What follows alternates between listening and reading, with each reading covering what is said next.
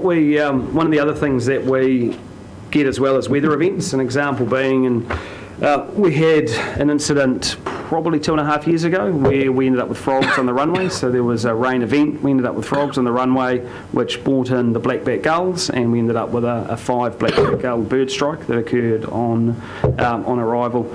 So we just weren't quick enough to get out to the runway to get rid of that food source. So that's one of the things that we try and control as well, is the food sources. The high-risk species that I've talked about, the Canada geese, so we've got the map here which shows where these species are typically. So Canada geese surround the airport at the moment. So the areas we identified, the Northern Marsh, the estuary, on the Lambcorp Farm, the West Shore Wildlife Reserve, the Dock Triangle, which was the area inside the mattress paddock, Southern Marsh, all of those areas have Canada geese in them in varying numbers and in different numbers at different times of year. I think when we were here last time, I mentioned there were about 400 Canada geese that turned up around Christmas time. That was on the West Shore Wildlife Reserve. That number has gone to maybe a dozen now, but we're seeing about 50 on the Northern Marsh. So it changes. Duck shooting has an impact on the numbers. Typically they go up around duck shooting, but we haven't actually seen that this year. The numbers seem to have reduced. We've also got feral geese, which are to the north. Black-backed gulls. There was a colony in Beacon Swamp, which is to the north of the airport. That was removed in the 80s. We have had to do some control in there in recent times. So those black-backed gulls, that probably up to maybe sort of 15 or 20. So our aim is to remove them when they're there to stop a colony being established again. And then black swans. So black swans, again, were an example where we saw a population. We had a sort of a standing population in the West Shore Wildlife Reserve of around 50. Around Christmas time, that got up to sort of 300 to 400 as well. So the Wildlife Reserve was packed with swans and geese. Don't know where the swans came from. We talked to Fish and Game. They weren't sure where the swans had come from. And now, as of a sort of a drive around Monday, a lot of the swans have disappeared again. So we go out on a weekly basis and assess both on airport and around the airport what's happening from a wildlife point of view. And those swan numbers have dropped significantly, which is fantastic, but I couldn't tell you why that's happened. So that's a challenge for us. National stats, so where we sit in terms of other airports around the country. So what I've got here is an extract from the CAA report. We get a quarterly report from CAA that shows performance across all airports. It's something we don't enjoy talking about, but we are the worst performing airport in the country when it comes to bird strike. So what we've got there, I've circled. So last quarter we were 11.9 per 10,000. So per 10,000 movements, there were 11.9 bird strikes. So we're the only airport in double figures. What I would highlight though, if you look at Q2 in 2019, that was at 22. So we've had nearly a 50% reduction in bird strike. So we have worked, it's something we put a lot of effort into. It's a really important aspect from an operational point of view. And I'll talk about some of those control methods as well. The right-hand table has where we're currently sitting. Incident rate is high because anything in double digits is high, but it's a downward trend because we have trended downwards over the past sort of 3-4 years. Excuse me, you're welcome to questions. Yeah, absolutely. I understand that, and that's a function of the location of the airport and all those things. Is that an absolute kind of apples with apples? Because Taupo Airport and there will be there'll be more bird life here, I presume, because of the wetlands. So is it I understand the metrics there, but is it a fair just rating? Yes. So that's why they convert it to per 10,000. So they take it, so all airports. So if you have the likes of a Taupo, you would, if they had a bird strike there, because they have many less movements, it would skew their numbers. Yeah. So it's, it is apples with apples. Okay. And also the natural environment that we have is shared in other airports. So Auckland, there are other areas that have water that surrounds them. Well, sorry, just one more. What's actually happening when you're getting these bird strikes? I mean, we're not hearing about planes landing in the estuary, so what's actually happening, significance of the strike? Yeah, fantastic question. Can I leave that till the end? So we've actually got some images that I'll show you from a bird strike, which we had back in 2019. So I can show you some images and talk through what actually happened. Okay. And I think one of the councillors was actually on that aircraft that had that bird strike. Another failed mission. We tried but failed. Right visit to Pania Reef. Yeah. So what we show here, this is our internal, we take our internal tracking and we take some of the CAA information as well as our own.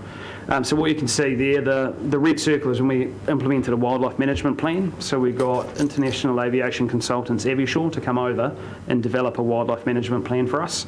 And since then, we have tracked downwards. That's because previously we probably would try and scare a bird, we might try and shoot the birds, and we only focused on airport. So since that time, we've started looking beyond the airport. We do things like pasture management, we remove food sources, we remove habitats. If we have to, we'll have to shoot birds.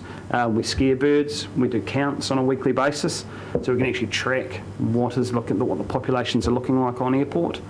And we really actively manage it. We are only as good as today's performance, so it's something that you don't get right and leave. We have to actively manage on a day-to-day basis. In terms of our real numbers, and that's the graph on the right-hand side, so actual numbers of bird strikes. So May we had 2, April we had 2, and I think March we had 2, and February was 1. So whilst I said 11.9 before, that's when you convert it to the per 10,000 movements, but actually in that month, that's how many we had. And that's tracking below our average. One thing I should touch on here as well, in terms of when I talked about those different areas that we are looking at that have dot protection, when we have to do treatment on those particular reserves or any of those areas, we have to engage with the City Council, DOC, we engage with the Regional Council, Fish and Game. So there's a real collaborative exercise there. The advantage we have with Canada geese, black-backed gulls and swans, swans are the only one that is a game bird. The other two are pest species, so they are species that actually affect ecosystems. So from a DOC point of view, and I think from a council point of view, actually removing those species works for all of us. So that's why we work collaboratively. Canada geese are interesting. Tony Billing did a report for us probably 18 months, 2 years ago, and the Canada geese, the problem that we have, they come from Porongahau, Whakaki and Lochinvar, so we're kind of right in the middle of this triangle, so working with yourselves on controlling those populations elsewhere is really important as well. Question. You mentioned black-backed gulls as a pest species. I'm surprised by that. Why do you call them a pest species? So black-billed gulls and red-billed gulls are protected species. Yeah. Black-backed gulls, there's a population of about 3,000 at the Oamaranui landfill, so they are a problem species. What about pest species, though? Oh, okay, so perhaps, yeah. So I don't know whether they are on the Regional Council as a pest. For us, they are a pest. So I suppose it's semantics. Depends on whether the label's on you, isn't it? Throw the what's on. So if someone put the label pest on you, you'd think it was more than semantics. Oh, so as an example, they... Not being a pest, are you? No, but just... Sometimes. No, I was really just surprised that black-backed gull, I get you, can be, they can be troublesome, you know, they pinch your fish and chips, they do all sorts of other things, you know, they're just natural scavengers, but when you call them a pest, I was sort of like, I thought it was beyond the pale. Yeah, well, I suppose we would agree to disagree. From an aviation point of view, they are a pest species. They bring in and they drop items on runways. They try and nest on the runway. So when they come in, they're attracted to the heat off the runway, also some of the markings. So they defecate on the runways. They nest on roofs of buildings. They push off species on the Western Wildlife Reserve. So if they move in there, so I guess from our point of view, that they are a pest species. Okay.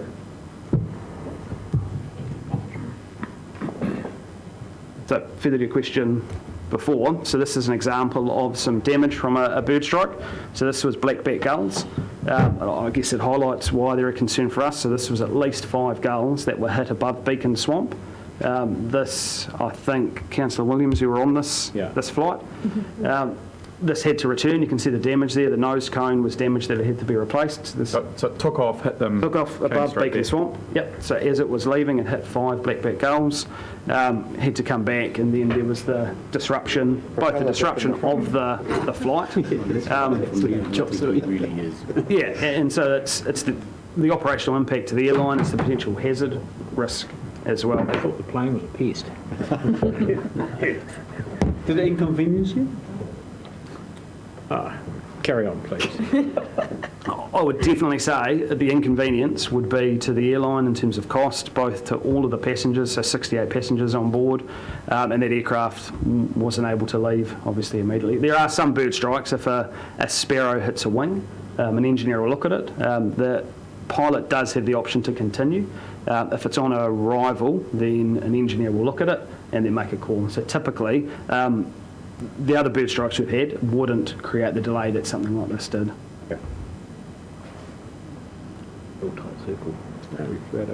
So that's kind of the wildlife side of it. Stephanie's going to talk a bit about planning, and we can talk more wildlife questions afterwards, if you like. Thank you, Gareth. So this is just, I guess, a little bit of an update on where we are from a master plan perspective. Excuse me. And I thought it'd be useful just to focus and highlight a couple of key things in relation to the actual site itself.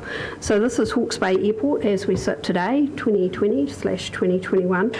And really this is just matters to be aware of when we are collectively considering the development of the proposed Ahuriri Regional Park. So the airport land, which is highlighted there in the green, is approximately 230 hectares. And, sorry, can I just borrow the data? Gareth talked from an aviation perspective, and civil aviation has produced some guidelines in relation to land use activities around aerodromes and items for particularly territorial authorities to be considering when they are planning land use in and around those particular assets. So one of the key things we have is what we call a obstacle limitation surface. Now this is just a couple of pictures, and I don't expect you to read them, from the Napier City Council District Plan. So currently we have a designation in place that actually covers essentially the takeoff and approach path to the airport in both directions. So this actually covers, and I'll just use the pointer if you don't mind, this is our main runway, essentially on the north-south direction, and then this is our east-west, which is actually the small crossing runway that we currently have at Hawke's Bay Airport. So I guess what those two areas do, and it currently shows here, we have a couple of areas that actually what we call penetrate the obstacle limitation surface, which is these areas here, which is Park Island and also Bluff Hill. So it's really being aware when we're doing any future planning that we're not wanting to exacerbate those particular, putting any structures that actually provide surfaces where you actually penetrate that OLS coming in on approach and departure. Oops. So this here is just an overview of where we've got to from our master plan perspective as far as our vision for 2040. This was recently released at the information sessions that we held at the end of April and beginning of May, and so what we have done over the last essentially 2 years is worked with a range of aviation specialists to come up with what is the long-term footprint for the airport going to look like. I guess what we did was we had three key objectives. The first was a continued efficient use of the infrastructure. We don't want to be reproducing infrastructure in places or rebuilding what we don't need to.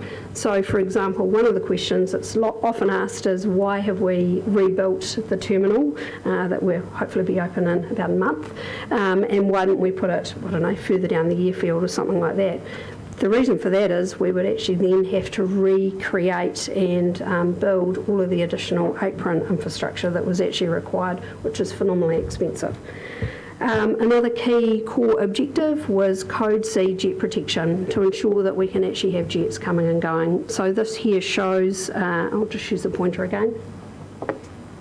In the light grey colour, that's our existing infrastructure, and the dark grey is the new infrastructure that we're proposing that will be built into the future.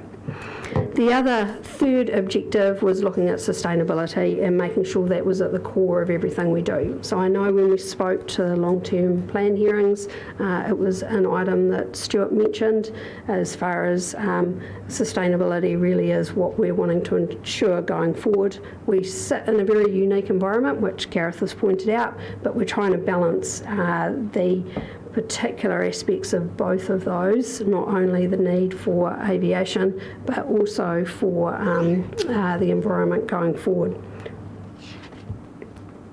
A couple of things just to note from a pure planning perspective in relation to what we call protection areas. And on this plan here, if you don't mind, I'll just point at it. At the end here, we have what we call runway end safety areas, and they're designed for, in the event that an aircraft overshoots or actually has a false landing or false takeoff, that is the area that is protected for not having any structures in it. And then leading on to the next area, which is a new area to the north and to the south, to these two areas here. Excuse me. These are called REPAs, so runway end protection areas. So currently in New Zealand, they're not actually mandated by CAA to have those. However, there is guidance that we're working with Napier City Council, and lots of airports around the country are currently going through this planning process with a review of district plans, and with Napier City at the moment and with the review of their district plan. It is to ensure that we don't have and don't create activities or build structures, etc., which are actually in those areas that create mass gatherings of people. So what we're trying to avoid is people congregating in areas. And as you can see, that area there is the estuary, and of course the area of main concern for us is essentially from the estuary out to Pemberton Drive, which is the area of main focus in relation to the proposed Ahuriri Regional Park. So in principle we support the park, the proposed development. However, we need to be mindful of the types of activities that we're actually proposing to go into those areas, and whether or not it's recreation activities or whether or not it's stormwater, wetlands, those type of things. And there are ways that you can actually, and we have done some work with Napier City Council on looking at the types of activities in this area. So for example, we've engaged a gentleman in addition to Avishur, Dr. John Craig, who's an ecologist, to actually look at wetlands and say, well, if this was an activity that was going to be proposed in this area for stormwater management, what are the type of wetlands that you actually construct that don't actually attract birds, which therefore leads back into our aviation issue of creating additional bird strike. So I guess what we were just wanting to do is highlight that it's not just a bird issue. It is a bird issue from a pure aviation perspective, but we actually need to be mindful of lots of other activities and the makeup of those activities that we're proposing to go into the regional park. So that was the whistle-stop tour on some of the activities that we got going on, and really if there's, sorry, that was that there. Oh, whoops. Well, thank you, Stephanie and Gareth. That's fantastic, and I'm glad that you've come on board with our master planning and been a key stakeholder on that group so that we are mindful of these considerations. Thank you. Are there any other questions? Councillor Foss. Thanks very much, and reiterate what the Chair said, coming up to a solution, because you do have a unique position, because your shareholders are also some of your regulators as well as your neighbours, and you name it. So, but one thing I'm just not quite sure is, it looks like in your eyes to deal with some of the problems that you've raised, because you're supportive of the park, and then you talked about some activities that you're concerned about not happening in the park. You mean human activities, I guess, rather than bird activities. I'm asking, let's say the park was to happen, what do you see not happening there to help facilitate your concern? Less birds, less non-native birds or something? I can't quite see your solution. I guess it's two aspects to that. The first would be that we don't want to see from a recreation perspective, if we focus on that at this particular point, we wouldn't want to see major congregation of people being able to happen in that particular area. So no building of a stadium, no building of a sports grounds, those type of activities, whereby you're actually congregating people into an area. That also leads to Gareth's point before about some of the birds who actually bring food, etc., into a particular area, having a mass number of people at playgrounds and sports fields and things like that. Of course, you're creating potentially additional food sources, and those coming into those areas therefore creates birds wanting to come to them. So that's probably from a activities-based perspective. We wouldn't be hugely supportive of those type of activities. From a stormwater management perspective, I mean, when we look back to the Premier Park and then also Lagoon Farm proposals that were under, I just guess talked about circa 2 years ago now. A lot of what was proposed in that area was a change from a stormwater management perspective, so creating additional wetlands into those areas to actually manage stormwater going into the estuary. That has a place, and it can have a design aspect to it that doesn't actually ensure that it's creating additional wildlife habitat from a bird perspective. So that's what then feeds back into some of the management activities, which are, from Gareth's perspective, we are managing wildlife, particularly birds, which are actually on other people's land, which has an impact on the aviation.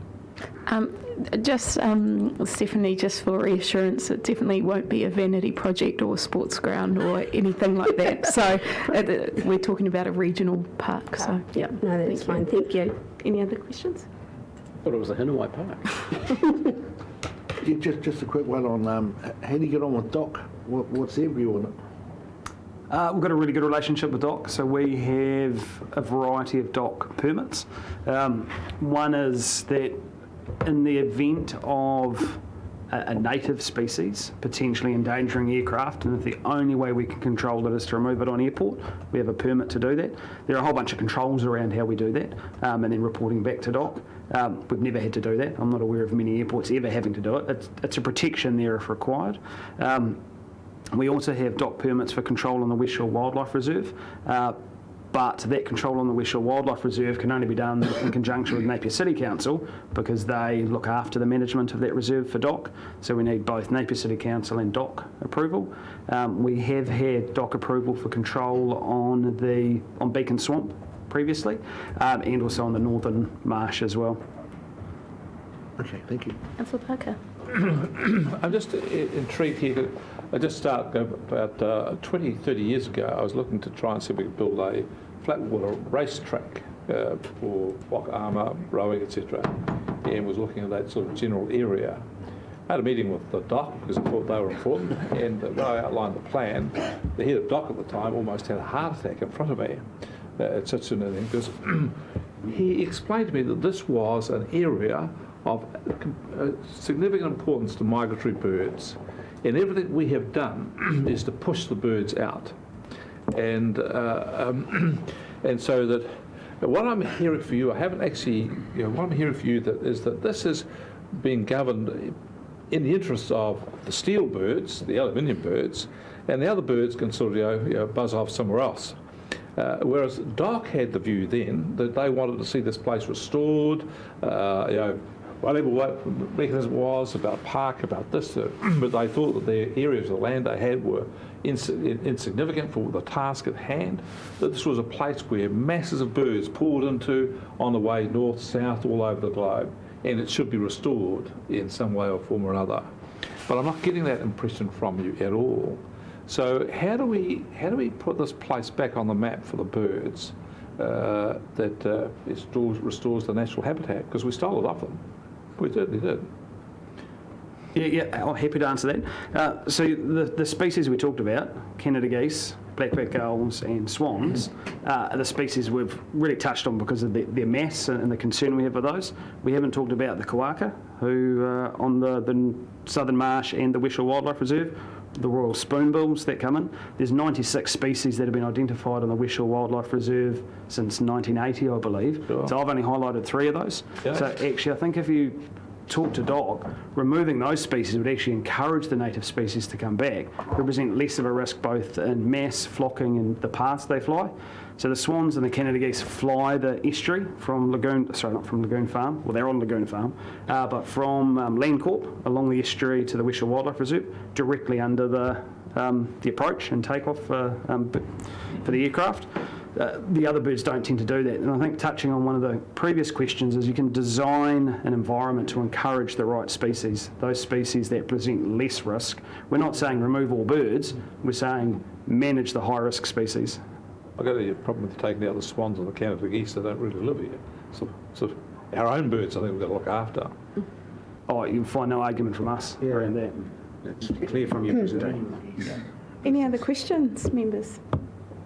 Oh, thank you. Well, thank you for Wonderful. presenting Thank you and for having sharing us. that information. So if we can have a mover and a Thanks very seconder to receive the presentation. Councillor Foley moving, seconder. Councillor Fenbake, thank you. All those who agree say aye. Aye. Those against, carried. Thank you very much. Thanks very much. Cheers. And all along the way. Our next item is the Te Karamū project update. Is that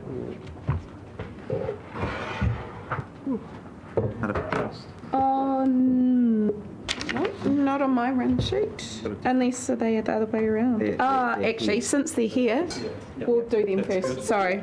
It's just one agenda says one thing and then the run sheet says. So please come on up. Yeah, that's the truth. What's the hidden agenda say? What's underneath? Hold on. It's under the table. We'll read about it tomorrow. Put in the wrong place. It should have been out there in the hinterlands.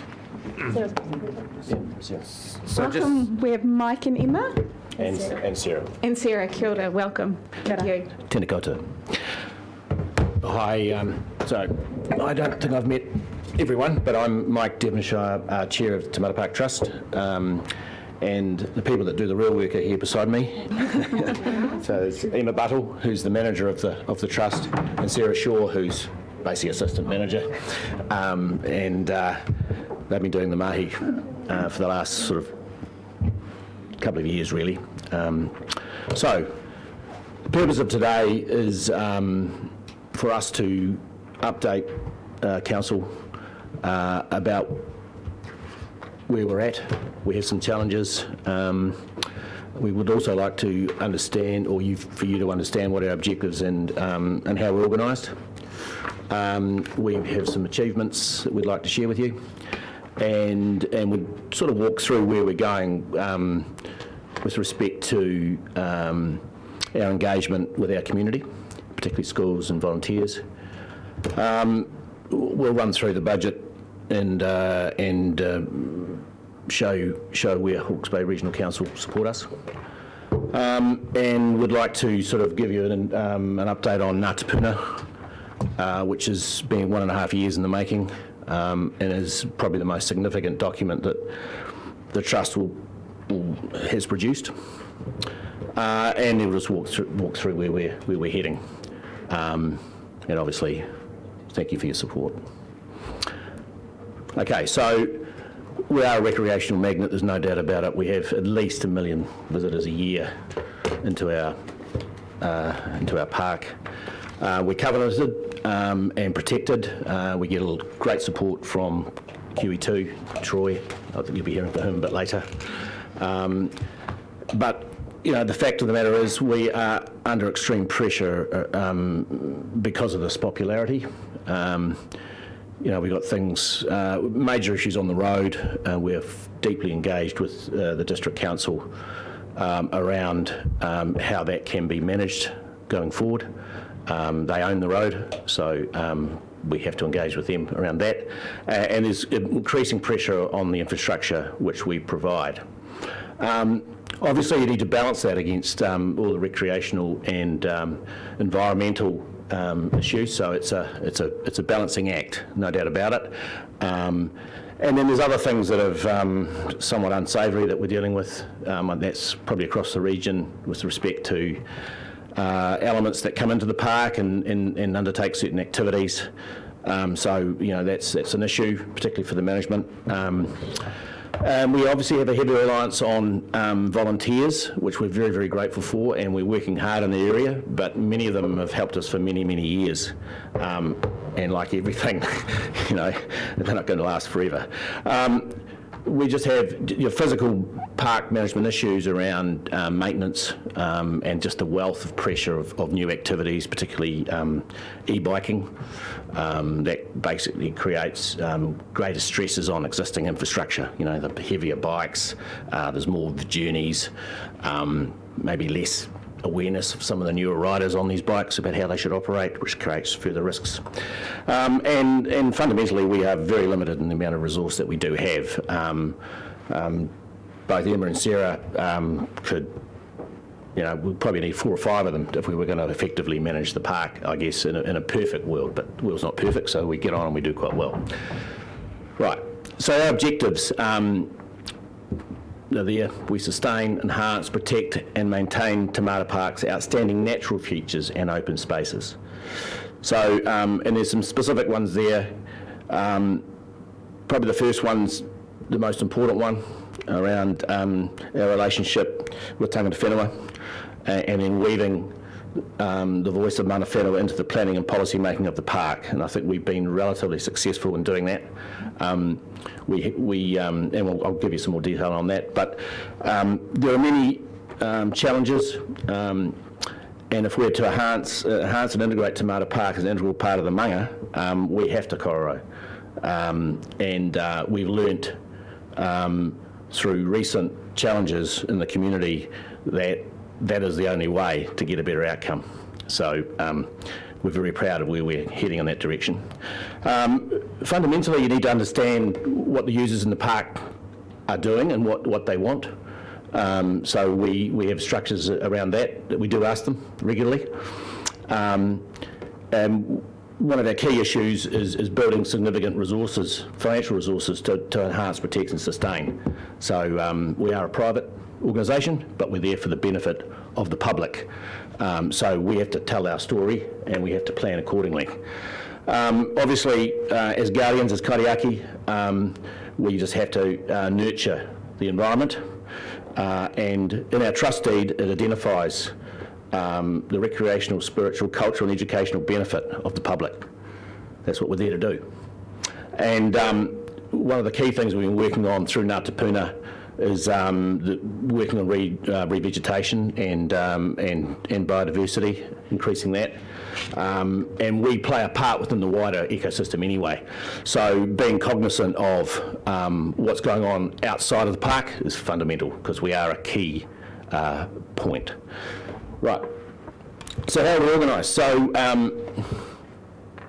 we are a trust board, there's 7 of us, there's 2 councillors on there from the District Council, and we co-govern, so that we have a mana whenua rupu, and it's a good setup. We have organised ourselves in recent years into traditional subcommittee structures, and they are working very well.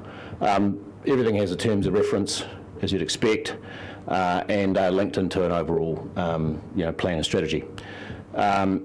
We have obviously Emma and Sarah, who both are contracted on a part-time basis, and we just have an army of volunteers. And obviously we have the support of the Regional Council with respect to our caretakers. Okay, well, what have we done recently? Well, so we've basically raised $2.5 million to buy 8.5 hectares of land, and then we've got a rolling 3-year program to bring that land into a state for future generations. So we've got some tracks in there, and we've got a whole range of planting activities being developed. We had to, from a health and safety perspective and the age of the blocks, we had to fell some pines. That was a complex project. Difficult to get the pines out. We had COVID in the middle of it, and we were staring down the face of about a $300,000 loss on the whole project. Fortunately, US dollar and log prices conspired during COVID to help us out, so we just broke even. So that was a significant challenge for Emma to manage. I think it's fair to say. And then we've got this rolling program of planting. So basically 60,000 trees and plants are going to be planted. We started last year. We've got another 2 years to run. And Russell, I know, has been heavily involved in that program. So if we just go back to that, to the structure of the trust, I just wanted to point out, in the landscaping and planning subcommittee and in the operational subcommittee, both QEII and the regional council are heavily involved in those committees. So we have a full consultation around the best way to do things. And the other thing I should add is that quarterly, the trust board, myself and Emma and Sarah, meet with Chris here and Russell and also their counterparts at the district council. So we just deal with any issues that we see and looking forward. So it works well. So anyway, thanks, Em. Okay, recent achievements. Well, obviously we altered the trust deed. It's Laura there. She's the wahine on our trust board. We didn't have to do this. We did it. It was quite challenging through the process, just time-wise. We had to go through the High Court to change the trust deed. At the same time, we actually modernised one of the key issues we were facing was that only a male descendant of the Chambers family could be appointed to the trustee, so we had to change that. So we did at the same time. But the Attorney General wrote to me and said, look, you don't have to do this. And this is post Craigie track, Voldemort, and said, look, you don't have to do this, but given the cultural significance of the manga, that's the right thing to do. And I think that's important to reflect, that you do have to do the right things. Unbeknown to us, we were awarded a top 10 green flag park in the world. Apparently 50,000 people voted for us outside of the country. We were unaware of it. So that's quite an accolade for us. I mean, the Green Park program runs internationally. It has a series of standards. You get audited. So we found it was a good way to have an independent look at what we do. And they make suggestions. And you can lose the award. I mean, you can say, look, sorry, mate, you're no good, get out of here. So,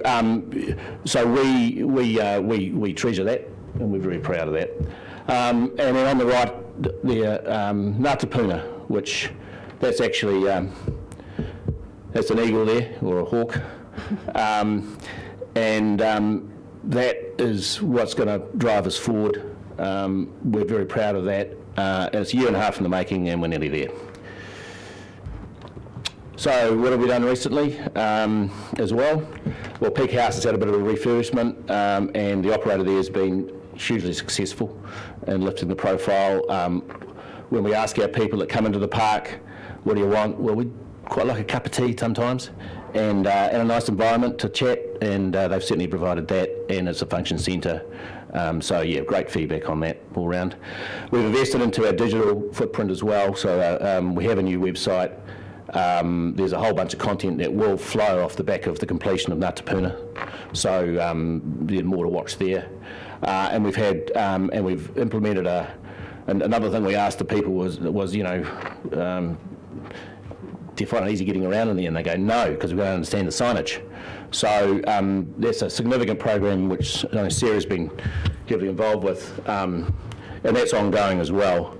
So we've been fortunate to get the support of South Auckland Trust called Alturno Foundation, and they want to have an ongoing relationship with us. So we wouldn't be able to do that if they couldn't provide that support, so we're very lucky.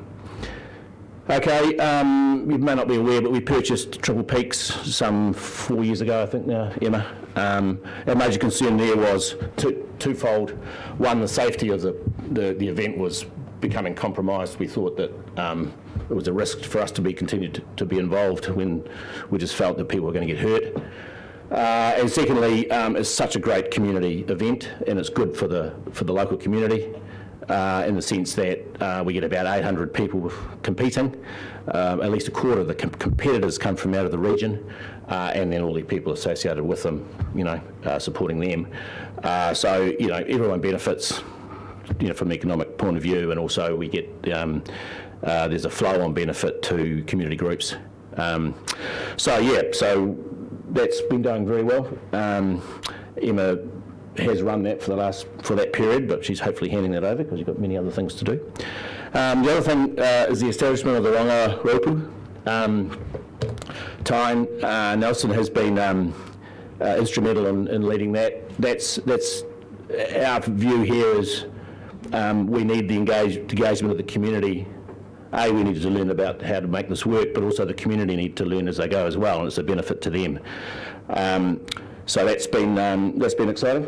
And there's a bunch of working bees, and there's groups that Sarah generally coordinates to get there. So we're very proud of that. Okay. Now this is really where the rubber hits the road, isn't it, Sarah? So a lot of Sarah's times working with implementing or embedding Enviro schools. That's been hugely successful at this early stage.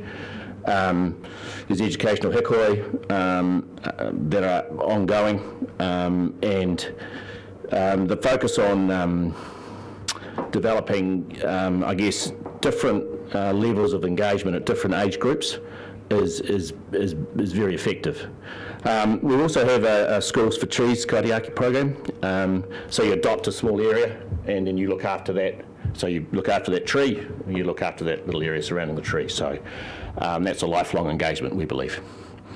And so we've got a few schools on that, I think 5? Yep, okay. And then there's a bunch of other, initiatives with schools that are going on. So, Te Aratika Boys Academy have been there for a number of years now. And obviously Iona and William Pike. So, it's all good. Very good. So we couldn't do it without the volunteer contribution. Just to give you a scale, there's lots of groups there. There's mountain bikers and munching volunteers and all that sort of stuff. And we've got a bunch of long-time supporters. Conservatively, it's about 150 hours a month that these people give us. It's a lot of time over the year. And then the trustees, obviously, we're all volunteers, apart from the councillors. But, because of the way we're organised, there is a level of, governance required and engagement at the subcommittee level. So, it's not for sissies. You've got to get in there and roll your sleeves up and get involved. So that's what we do. Okay, so this is where the rubber really hits the road for us. How do we survive? Well, it's a struggle. But, so we've just increased the HDC allocation from 80,000 to 120,000.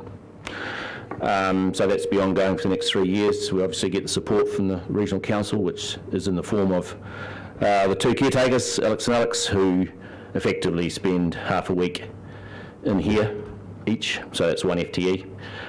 We get a nominal rent from Peak House, and to be honest, in the amount of time that it takes to manage an ageing asset like this, it doesn't really warrant the amount of time that Emma should spend on it relative to what she has to spend on it.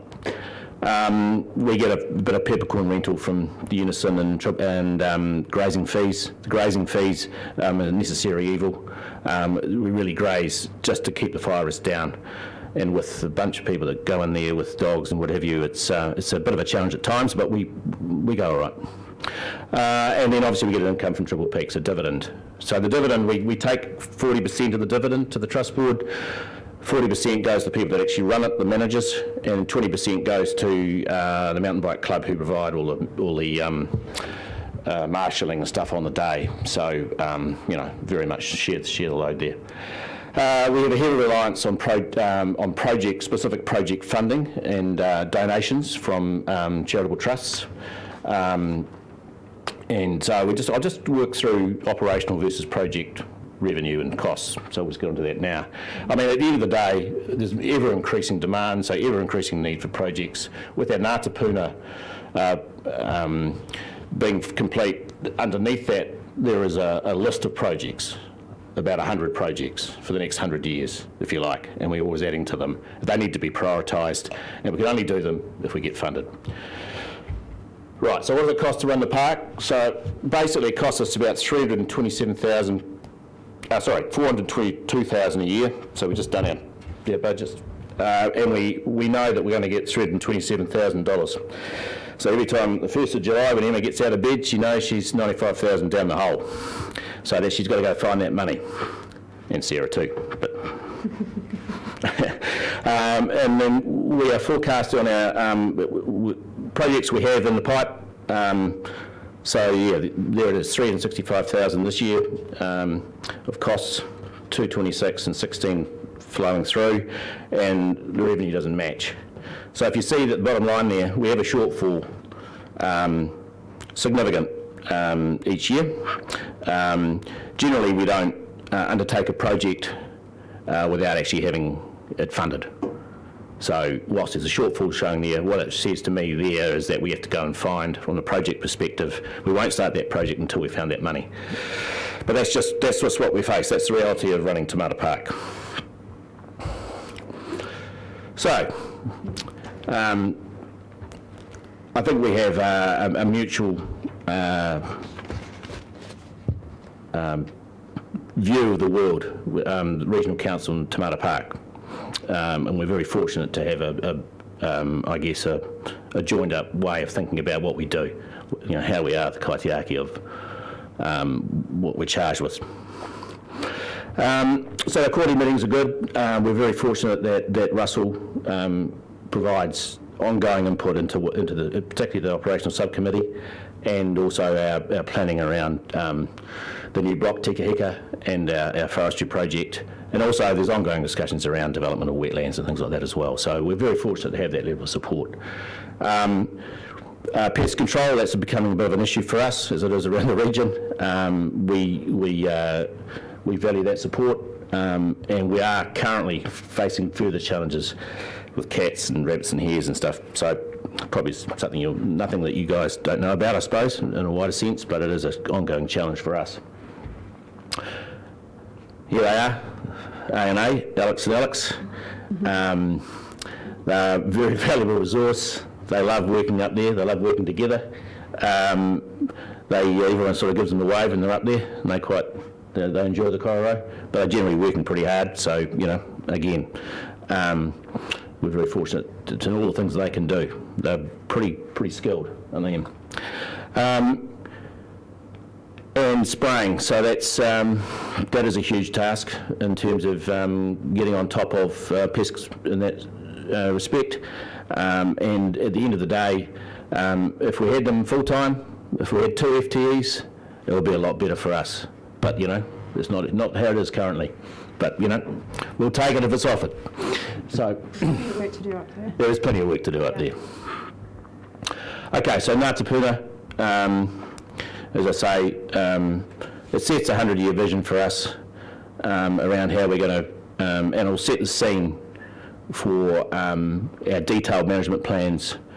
So that effectively, there's a lot of that picture shows effectively what drives, underpins the trust from a documentation point of view. So we have a range of assessments and environmental impacts reports, and obviously the trust deed feeds into there.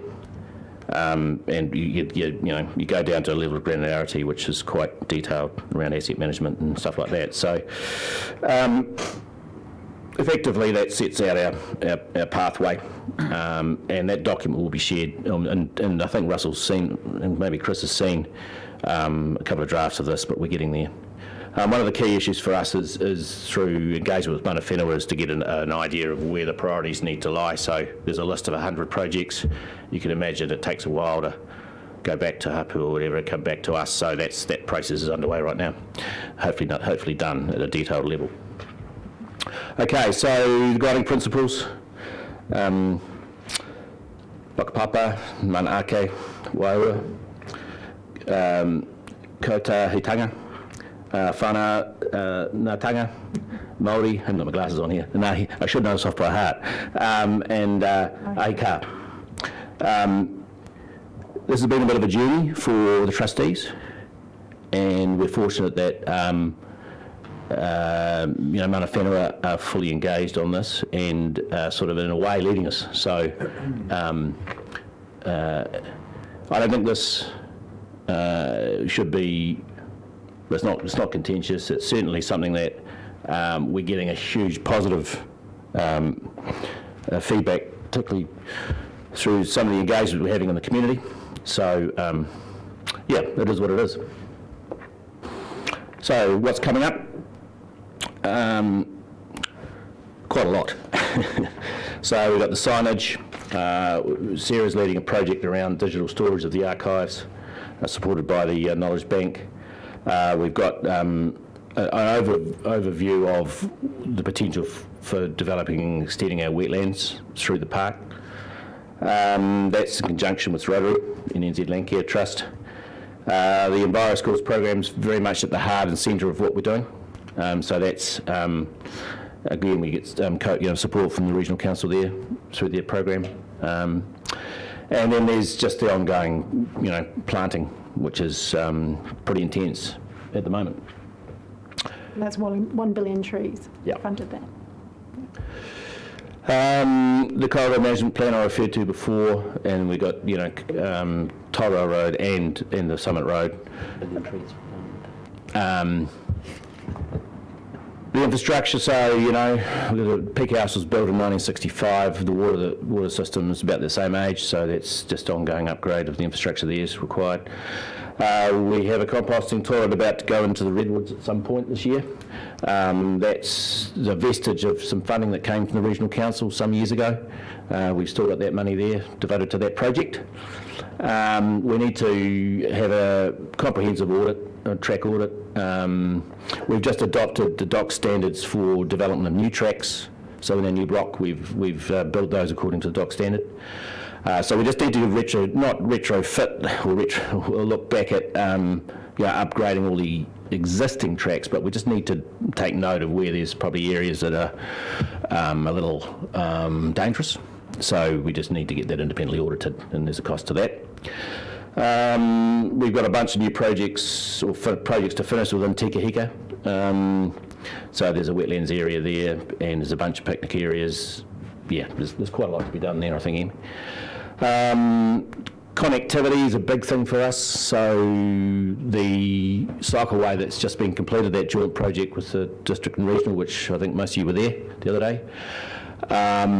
There's further opportunities to bring people in and out of the park, and particularly in a non-motorised way.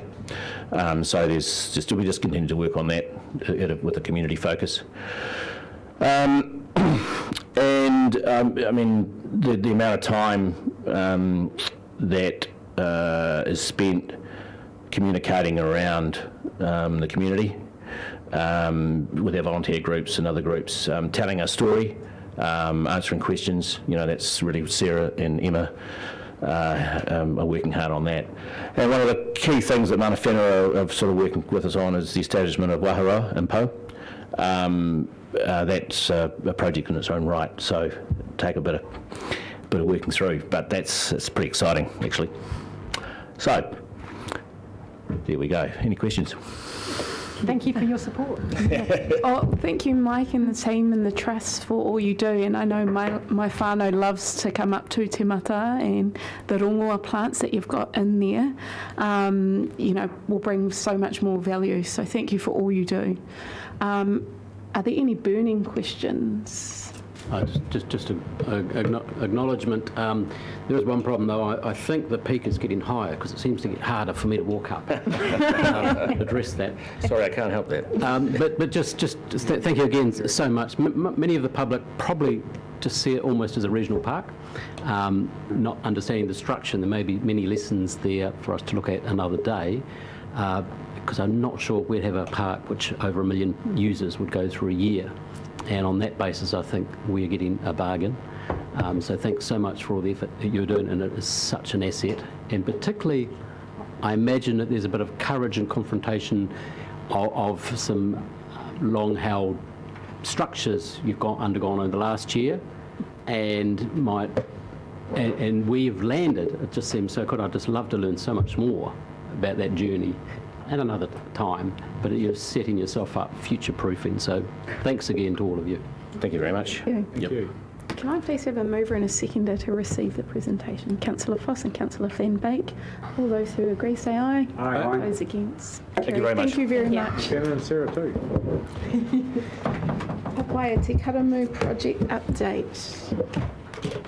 Yeah, so just bring the team down. Got Russ and Martina, and we'll just get the our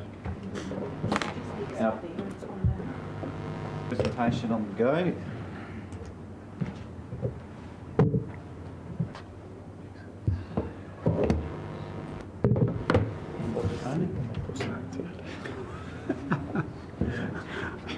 Next to the file. Exactly. We're out of Desktop. Yeah.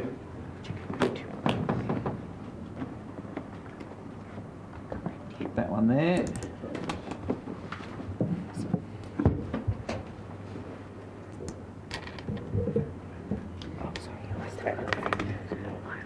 All right, so we've got a paper there. Before I hand over to Russ, who'll do most of the presentation of the key points of the paper. We've created this graphic here, which is just we maximise that, put it into show, just to show what's happening in the Karamū catchment and the perspective of the current Te Karamū enhancement project.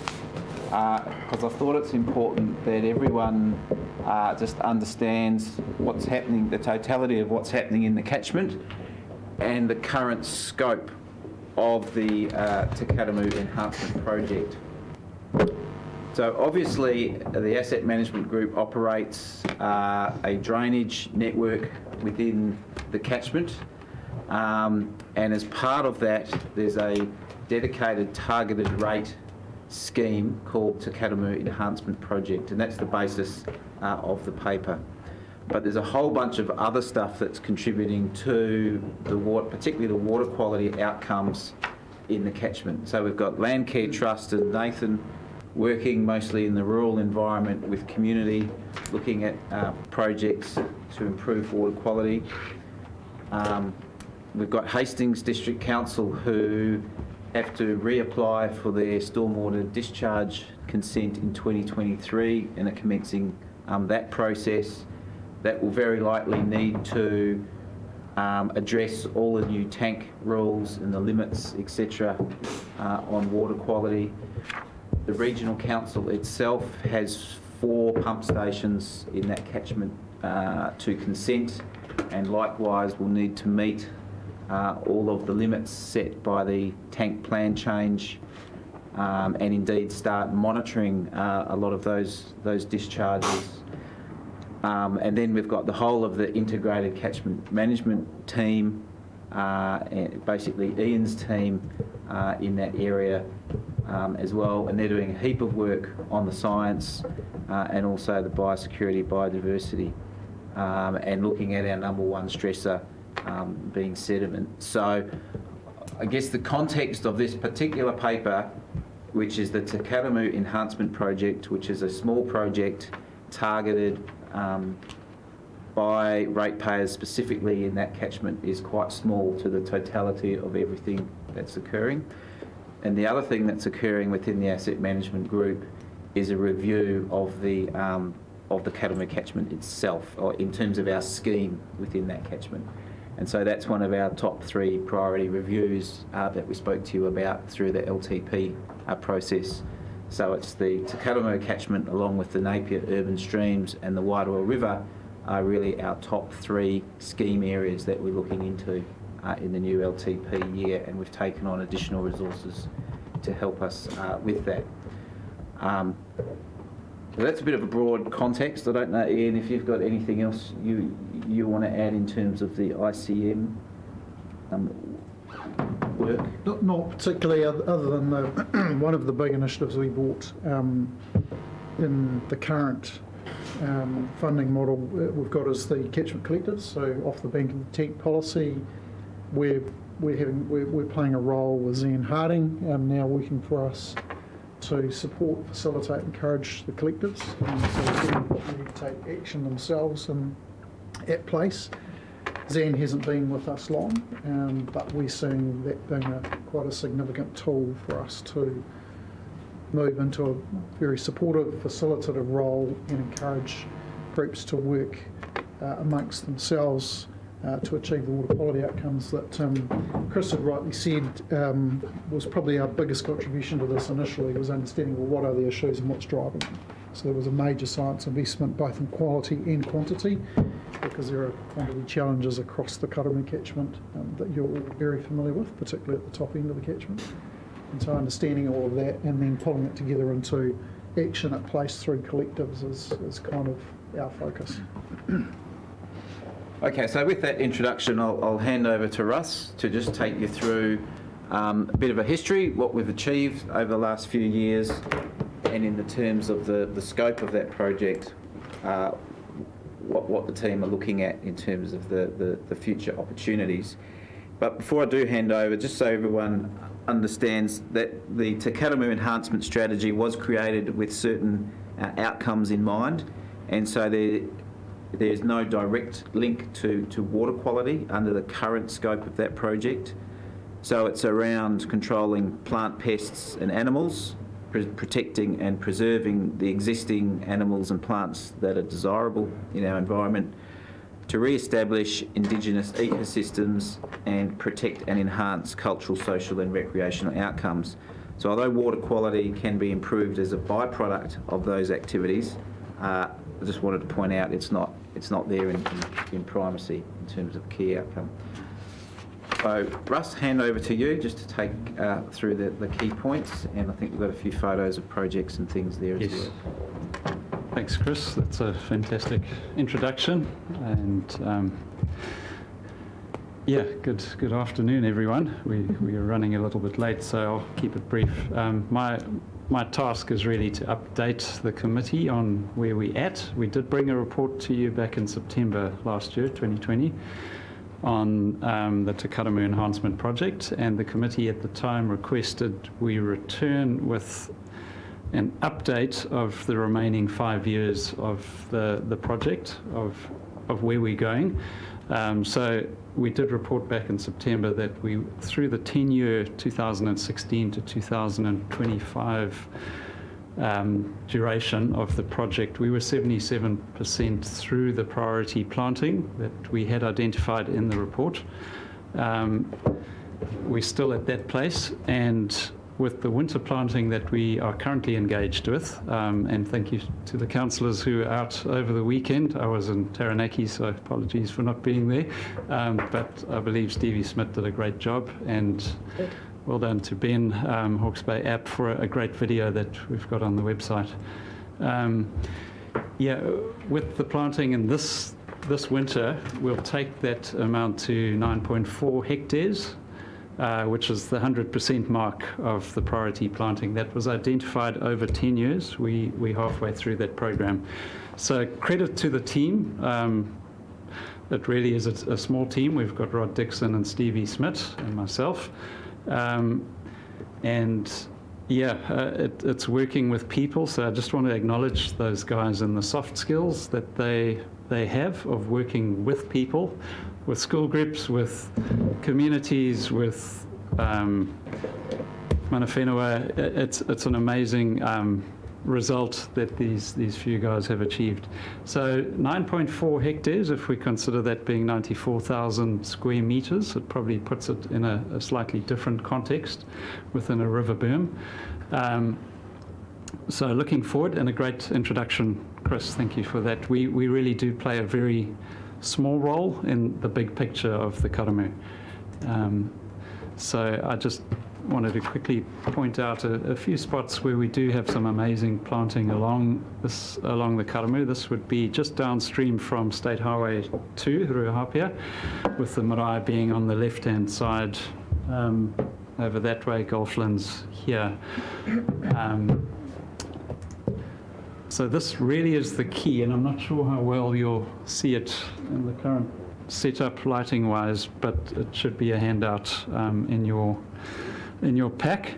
This is looking at the future, so the next 5 years. And what we've done is we've split it into focus areas of where we see the need is, where to go, and it's primarily working with mana whenua. If you look at the circles along the way here, you've got Ko Pariki Marae up to the new Hawea Historical Park that we're developing with the 4 hapu.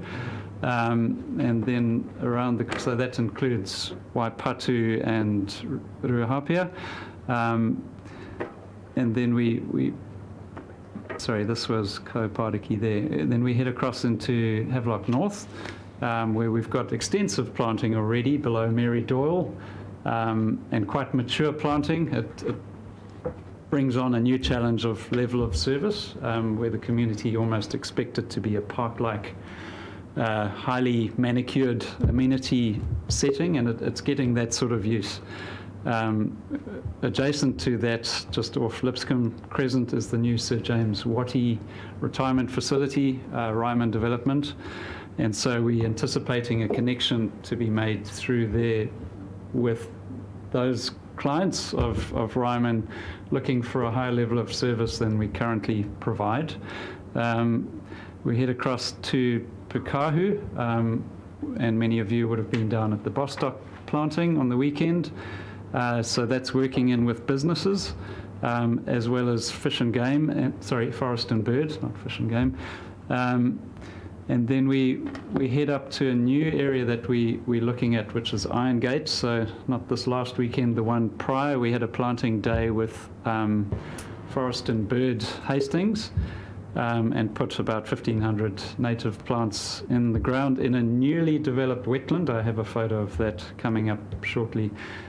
So we've identified that as a gap in the network. And then we head all the way out towards Pakipak and Peka Peka Regional Park. So you can almost see the connections starting to develop. We have a regional park. We have a highly manicured Havelock North area. We have Pakawha Regional Park here, as well as the newly developed developing Hawea Historical Park. And then through to the end, which is Waitangi Regional Park. So the connections are starting to become evident. We acknowledge it's a big job. The report identifies the catchment of the Karamū 238 lineal kilometres of waterways, and that's why we need the help of some of my colleagues sitting across there, Nathan, and good to see Troy in the room, as well as Ian's teams and Harding. And the work that he's doing. So it's a collective response, as well as working in with HDC, having just had Tomato Park Trust here as well. We are working with them downstream of the park, because those tributaries do feed into the Karamū as well, through the Heri Heri, the Mangatereteri, Karata Whenua, etc. So we're looking at this holistically and providing guidance and assistance where we can. So really just identifying and presenting to the committee the future of where we're going. And that's come through looking at the existing of what we have, looking at the priority areas, which are pretty much ticked off, enhancing them, strengthening them, and developing those core habitat and sanctuary and grove areas to provide the linkage, which further strengthens the biodiversity of what we're trying to achieve. We acknowledge we aren't the saviours of water quality, but what we can do is to provide better habitat. And again, grateful for a highly skilled team. Rod Dixon, who's brought in his biodiversity background, is working with ecologists to prepare wetlands within the catchment with the blessing of our schemes and engineering team, and put in fish passages to encourage inanga habitat and bird habitat, And so really bringing in the expertise of the science team, working with compliance where we have issues like fecal matter getting into the stream. So trying to look at this holistically. I might skip through this for the sake of time. This is what we are currently busy with in 2021. So some of you would have been at this planting here in the blue. But there's a lot that goes on weekends. This is our busy time. Every weekend there's planting on, be it here or in the regional parks, or this week at Matariki. Those who've driven over the bridge would see the tent up on the new marquee area. So I just wanted to quickly highlight a project that happened 2 weekends ago, and this was planting with Hastings, Forest and Bird. This is along the Irongate stream, just upstream from St George's, where the Karamū actually splits into the Awanui and the Irongate. And this has been dug out and prepared as a future wetland and planted last week, 2 weekends ago, with Forest and Bird. And this is where we're going into the future. Well, it does say this was apparently planted in 2007, but not put onto a maintenance schedule. So just as a background, we are being very intentional with anything that gets planted. It immediately gets locked into a contract for maintenance. We have a high success rate. 95% is what we're working on at the moment, and we plan to increase on that. So very intentionally taking the riparian planting guide that we have through the science team, looking at what's working and what's not working. It is a floodable catchment, so learning the lessons like put a sporum into a catchment like that. They do not handle wet feet. So if we have a flood, we lose those plants. So we modify it and find a palette that does work and leads to quick cover and instant success. This is up at Selene, so we're working high up in the catchment. I think, Nathan, you've got some work up there as well. This is Pukahu stream, so pink being what has been planted, not Pukahu stream, it's the Karamū, but Pukahu with St George's Drive here, Riverbend set up on the left, and Tiadi Road down below. So these have been planted progressively over the years. I think some of you have been out at planting days.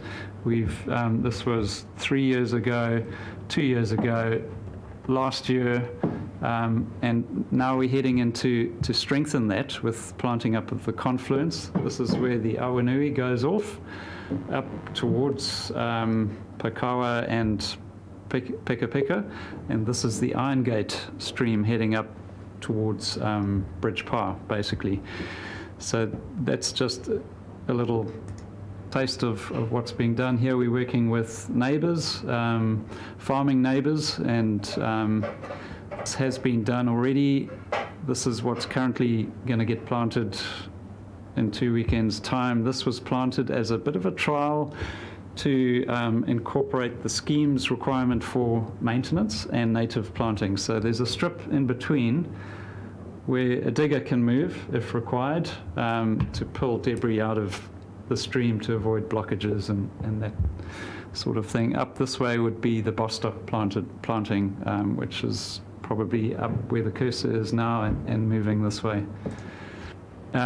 This is the new Sir James Wattie development off Tiadi Road with Anderson Park, Lipscomb Crescent, and the Heri Heri stream running down below me here.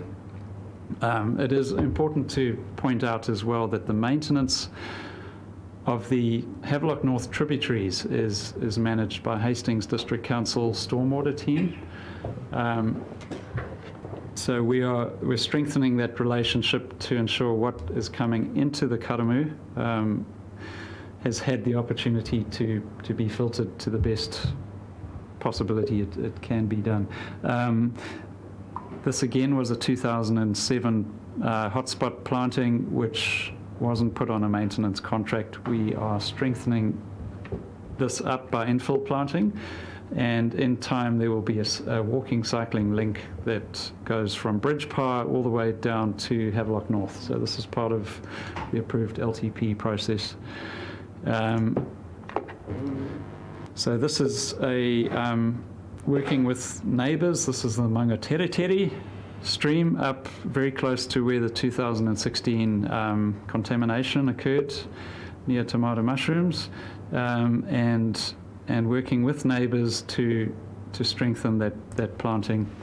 And one of our sort of key projects is at Ruahapea.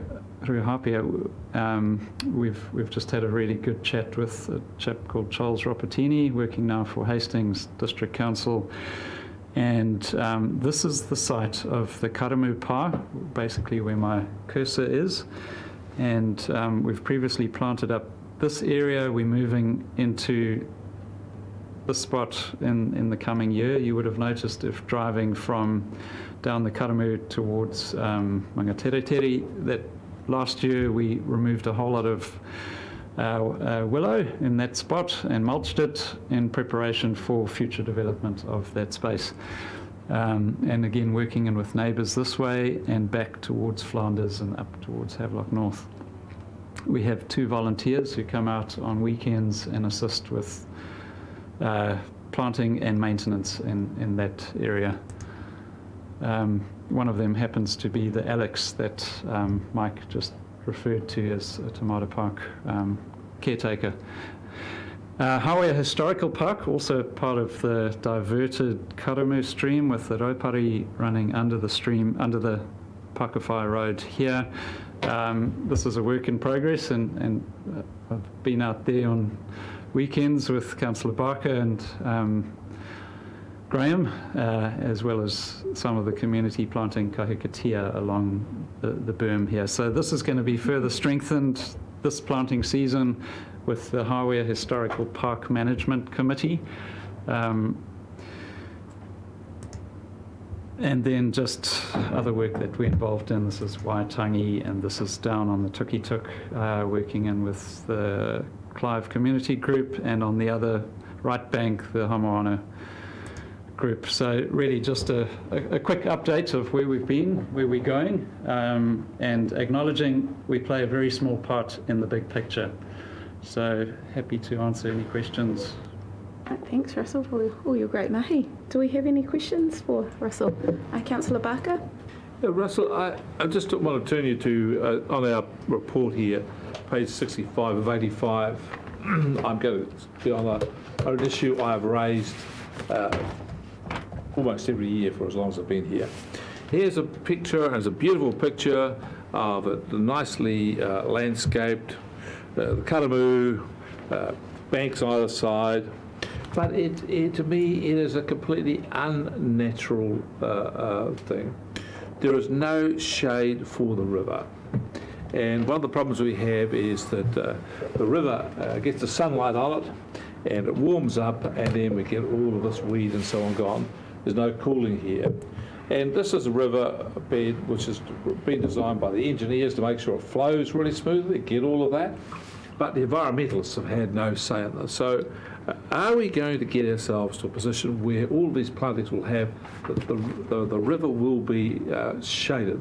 We only need trees on the western and northern side. We don't need trees on both sides. But the river needs shade, just as human needs to have hats on the sun.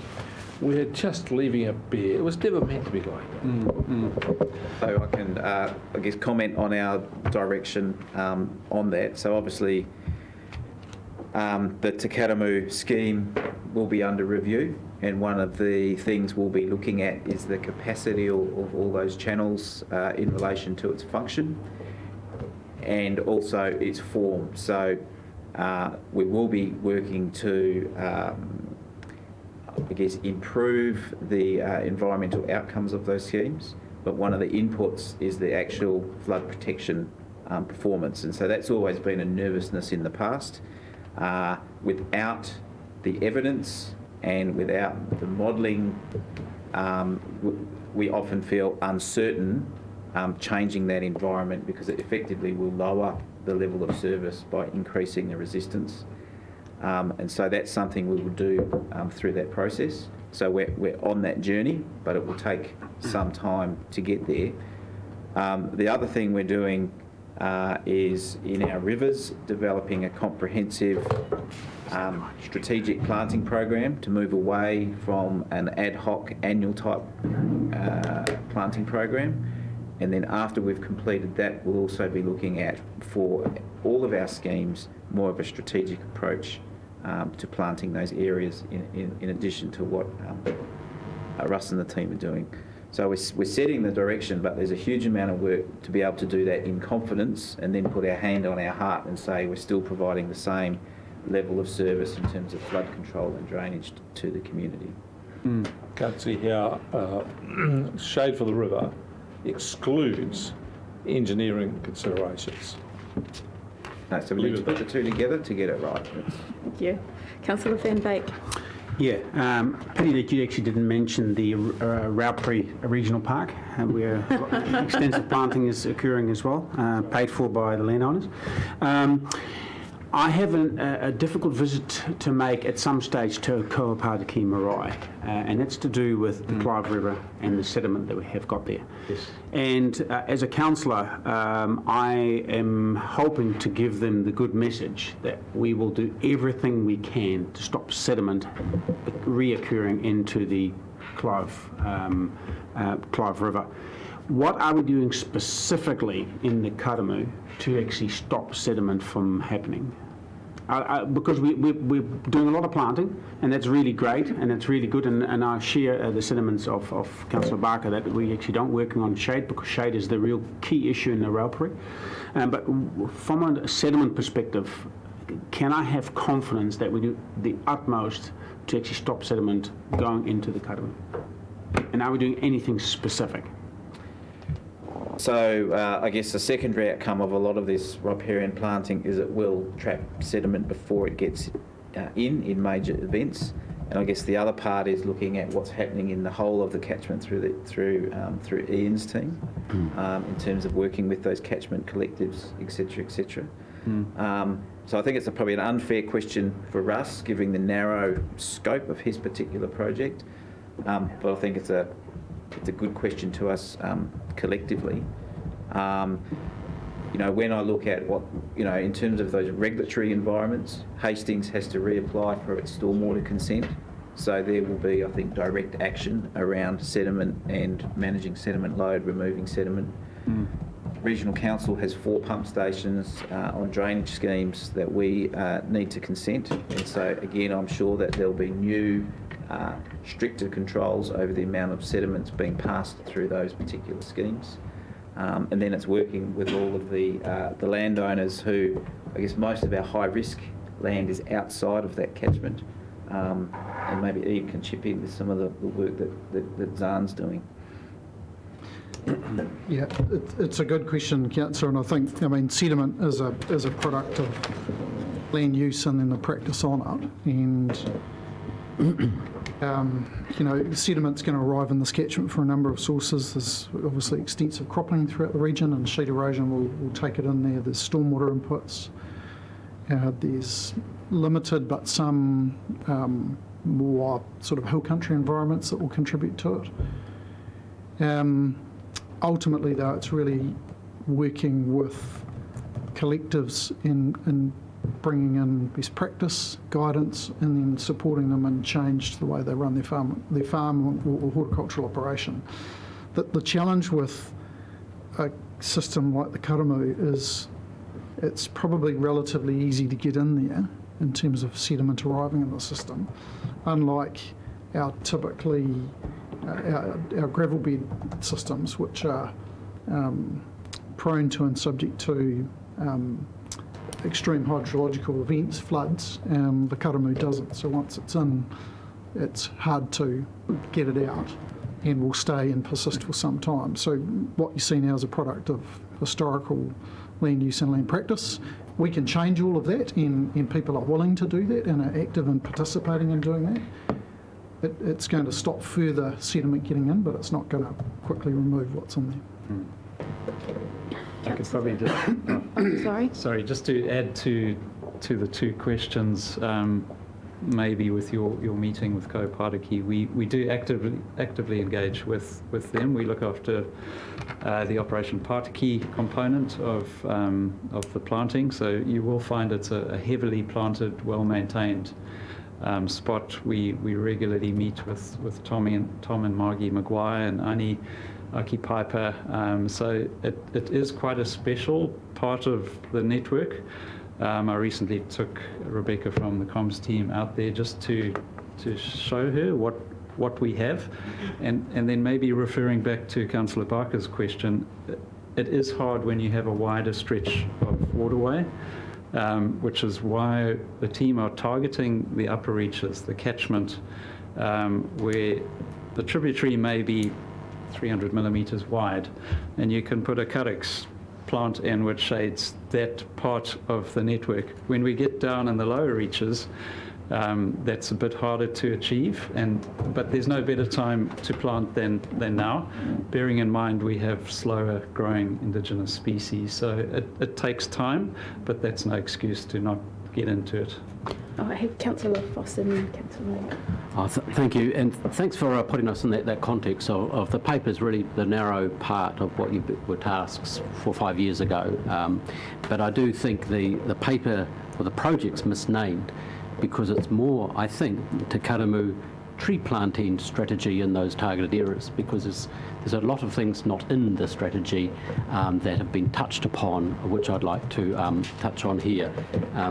I'm very ambitious about what we could achieve as a community for the Karamū, council being the lead, of course, but acknowledging, and thank you so much to everyone that goes out on these planting days, and previous councillors, Councillor Barker, Councillor Graham in particular in the last few years, who have really put their shoulder to the wheel.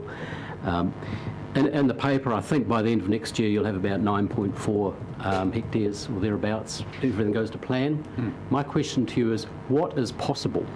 So of the entire 238 linear k's of the Karamū, what's possible? Now, you don't have to have the answer now. My ambition is to start there and work back, complementing with the work you've already done, because I don't know those numbers, if they're excellent or not, or doable. But I really request that we start on those. And there's been so many papers in and around, all pointing to the same issues. Picking up Councillor Van Berg's just comments there, there's a fantastic paper, Operation Pariki, is that right? Operation Pariki, in 2012, which actually just laid the groundwork. It was nice reading, pleasant, respectful papers I've read in this space, but that, with the State of Environment reports, NIWA, Land and Water Aotearoa, you name it, they've all been pointing to the same place. So the bit that's missing, someone touched on it before, I think, is a more holistic version of all things. I really was hoping we'd have overlaid with some of these maps some of the water quality measures that are available elsewhere in the council and down in Wellington, so we could just see for ourselves exactly what's going on. Karamū is a tonga, it's a treasure, all its tributaries are. We've just heard from those people running Te Mara Trust so well, and many of the sources of Karamū start up there. I think we have a lot to learn from them. I understand there's problems, or there's challenges with the agreements and historic in nature and very much in an engineering context with Hastings District Council, and yes, they're up to review. But if anyone reads those, you'd be horrified looking for the words environment, water quality, mana, whatever you like. They are totally absent. And so I ask Chris that you're engaging with our fellow councils, or at least Hastings in that instance, that we reset and have another look at what we're trying to achieve and what our moral obligations are, regardless of what entity is in charge of that particular waterway, please. I understand if I was in Tikakino and wanted to, well, I cannot graze stock near a waterway. I have seen stock grazing near waterways on our urban streams, and I understand some of the reasons why, but it just doesn't wash. So if we could have a discussion about that at some stage in our urban waterways. So that's not fair or equitable, I don't think, or morally defensible as a council. Madam Chair, I will be proposing an amendment to the recommendations. It's an open-ended one, which I'll just flag to you, and when you're up to that stage, you could come back to me. And again, please, thank you so much for what you're doing with the limited resources you have. Gee, we could do a whole lot more with the ambition and skills around the room and in our community, and I look forward to working with everyone to achieve that a lot more and ticking off those last few hectares and starting to move on the rest of them. Also, it has been mentioned in the paper, the private sector here has been very, very generous in doing what they believe is right and what is right, and donating time, resources, such as the planting day with Bostock's the other day, and many other smaller organisations, similar organisations at least. So that's me, Madam Chair. I'm sure you picked up my theme, and I'd like to come back when we're doing the recommendations. Thank you, Councillor. One councillor here probably brought up points that I was going to bring up anyway about this, is concentrating on tree planting and support for the catchment that way. Because I remember seeing in the paper a little while ago something about the Tangaroa stream being got no water in it. Is that part of this catchment? No, I'm not too sure.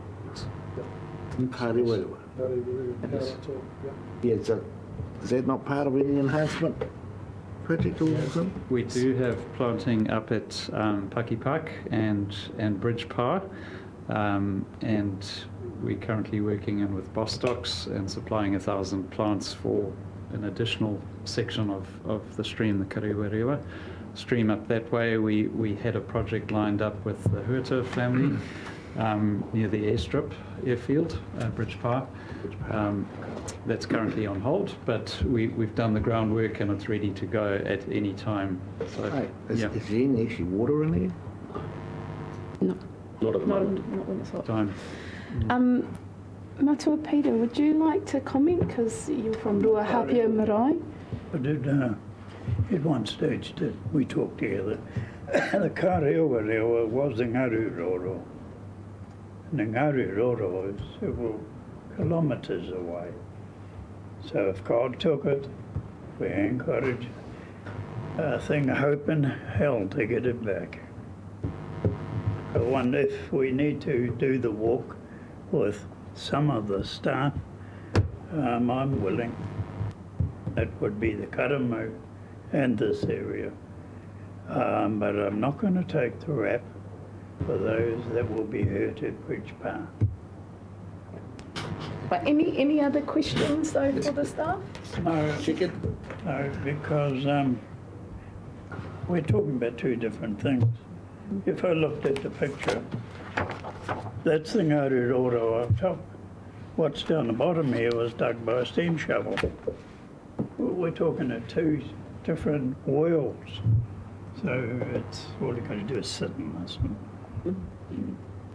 But just through this time, we need to go out as a small team and look.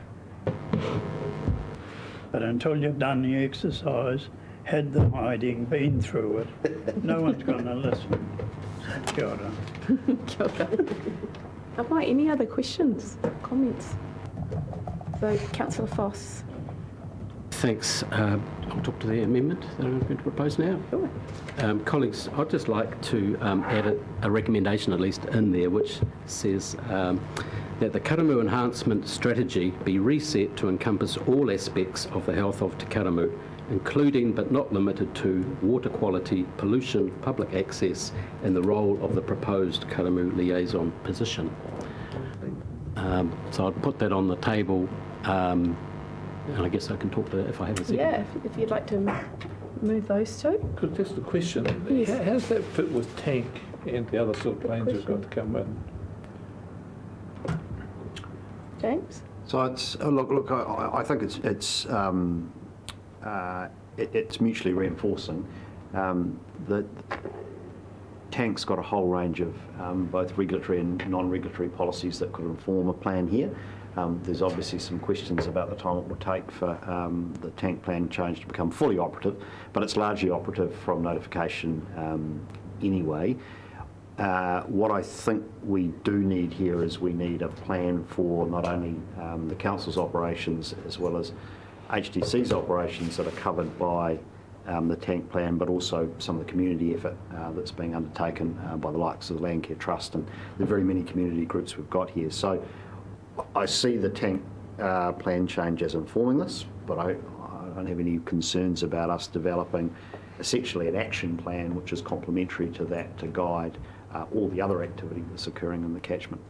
Well, I just think if it's as simple as just passing a resolution as council, why do we actually have a planning system if we could just do that? Well, the planning system obviously is pulling all the RMA levers that will flow into, for example, HTC's stormwater consent that expires in 2023, and it will require a significant lifting of the game for HTC in legal terms. But I think in non-legal terms, we can work with Hastings District Council and its community to get action underway that doesn't require the force of law, if you like. It'll be reinforced by TANK ultimately, but there's a lot of goodwill, I think, in the community to get on with action now. Could I have a seconder to this? Thank you. So would you like to speak to it? Thanks very much, colleagues. It seems to be landing well. Just there's a couple of things that really brought my attention to this, particularly around pollution. A similar topic was raised in an earlier discussion around the coastal hazards, as in if the too many organisations are deemed to have responsibility, no one has responsibility. So, for example, recently in the Karamū, a member of the public alerted the pollution team, or your team, I think, Chris, to some tyres had been dumped in the Karamū. And the works team went out and pulled out 25 tyres, I think, over a couple of days. Fantastic. But the challenge there is they hadn't been dumped that night. They'd been there a long time. And there's much pollution, rubbish, general nonsense in all of the tributaries of the Karamū and in the main body itself. Not apportioning blame, but I just struggle to see many formal organisations have walked past or have deemed neither not their responsibility to clean them up. So if there was a major pollution incident out here right now, this council would engage its pollution response team and do something about it. Slow-moving pollution issues, such as what we're seeing in the beds of these streams, seems to be falling between the gaps. So I welcome the initiative, the larger review that Chris or James, you referred to earlier, absolutely right. And just the holistic looking up, down, below, 360, whatever you like, at an urban waterway which I would wish to be the pride of New Zealand, the pride of Hawke's Bay, not, as the state of environment reports show us, is actually some parts of it are some of the worst. That's not good enough for me. Thank you, colleagues, hopefully for your supporting of that recommendation. Thank you, Councillor Foster. Councillor Fenbeek. All has been said. Oh, any other speakers to this motion? Does this actually change it to a major decision? No. No other speakers? Not No? yet. Well, it's on the table. Put it back on the board, please. Yep, Annalie.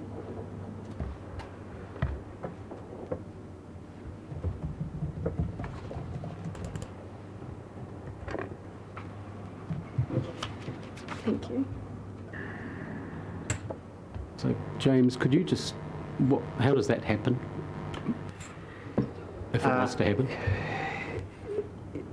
So the question I just want to resolve with the team really is whether or not we continue to have within open spaces and asset management a Karamū enhancement strategy, albeit it might be renamed a riparian enhancement strategy.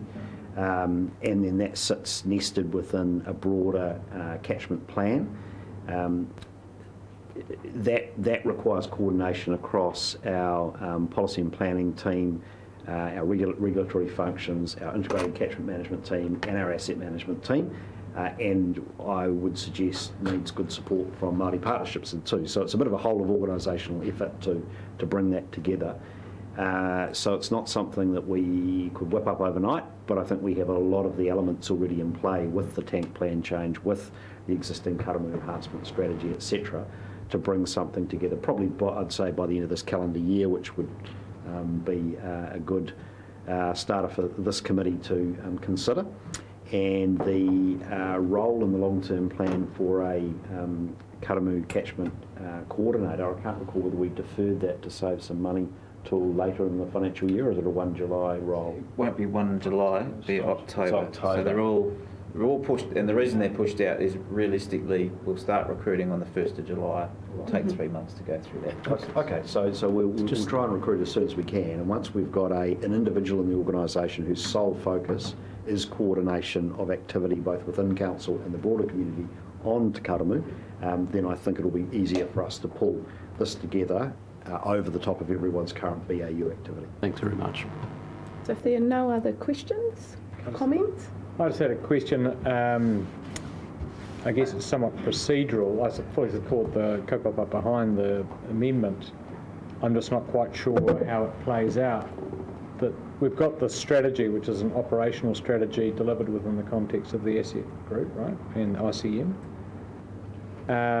Can we, through a recommendation of the EICC, direct that a strategy of that kind be amended to be more all-encompassing?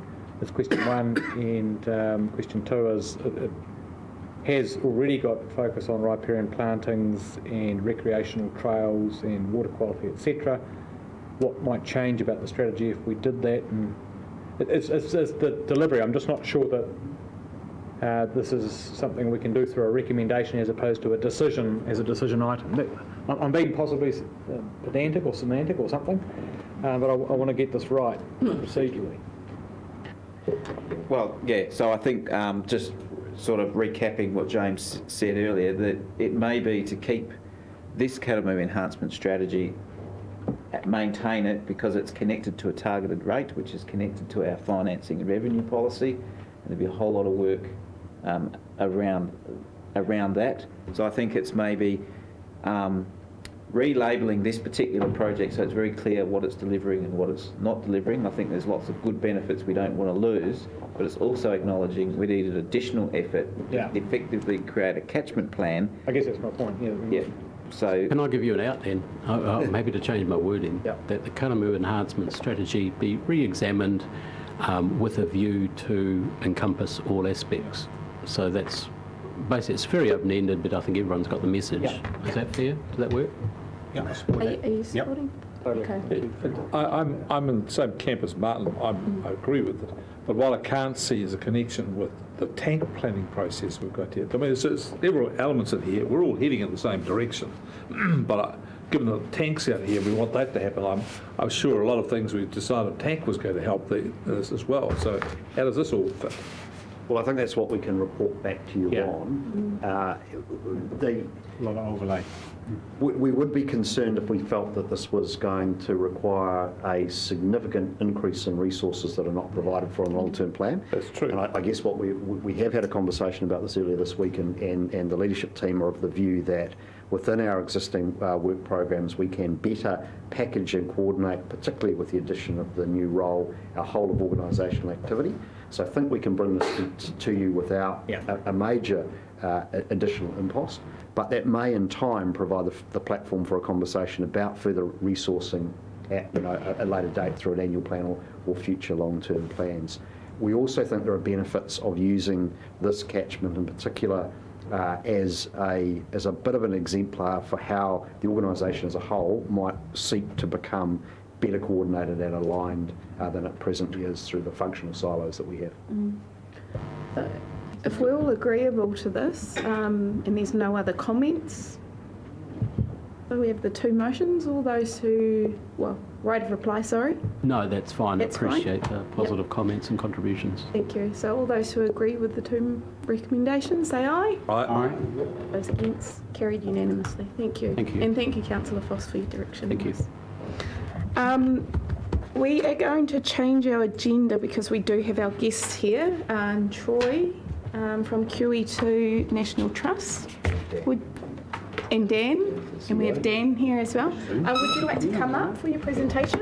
I need a holiday. You just had one. Not from council, from everything. Thank you. Yeah. Just cruising in between. We're on overtime now? I think we are. Well, time and a half now. It's gone past that 4 hours. Madam Chair, you may have some issues with Councillor Barker regarding the timing of his I know, lunch I break. know. We did finish our morning tea at about 5:30, so we're still hitting that 2-hour mark. So I'm watching the clock. 4 hours, Yeah, all yeah. overtime, No, don't know. right. Thank you. Hey, and Did you, welcome. did you get my message, by Yes, the way? yes, approved, yep. Hey, and welcome and thank you for coming to present.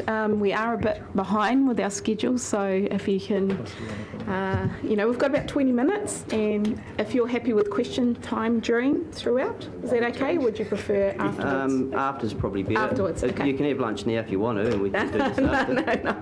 No, we'll go through you and then we'll have lunch and you can stay if you want. Yeah, thank you. Yeah, we'll do that, so you can ask us at lunch if you like. Yeah. Kia ora tātou, ko Troy Duncan tōku ingoa. I'm the Hawke's Bay rep for the QEII National Trust since 2008. I live here halfway between Napier and Hastings on a rural property. And I'd like to introduce Dan Coop, our Chief Executive based in Wellington. Dan will start to talk about QEII in the national context, and then I'll have a go at the work we're doing in Hawke's Bay, and we can talk about our partnership with Hawke's Bay Regional Council. So over to you, Dan. Kia ora everybody, Dan is my name. I do come from Wellington. I didn't go to Te Papa over the weekend or any of those other places that the Australian person has gone to.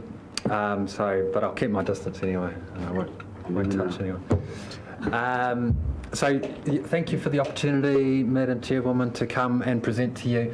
I guess what our purpose in this is, for anyone who doesn't know what QEII is, a quick reminder of that, and then a bit of a discussion about how QEII looks in Hawke's Bay in particular, and then we'll talk about our partnership with the Regional Council over time and its I guess climax recently, really, where we've got to. So push this button, Troy. So about us. So formed in 1977, which is something 40 odd years ago, but interestingly that's actually predates DOC, so QEII can be considered kind of one of the original conservation organisations.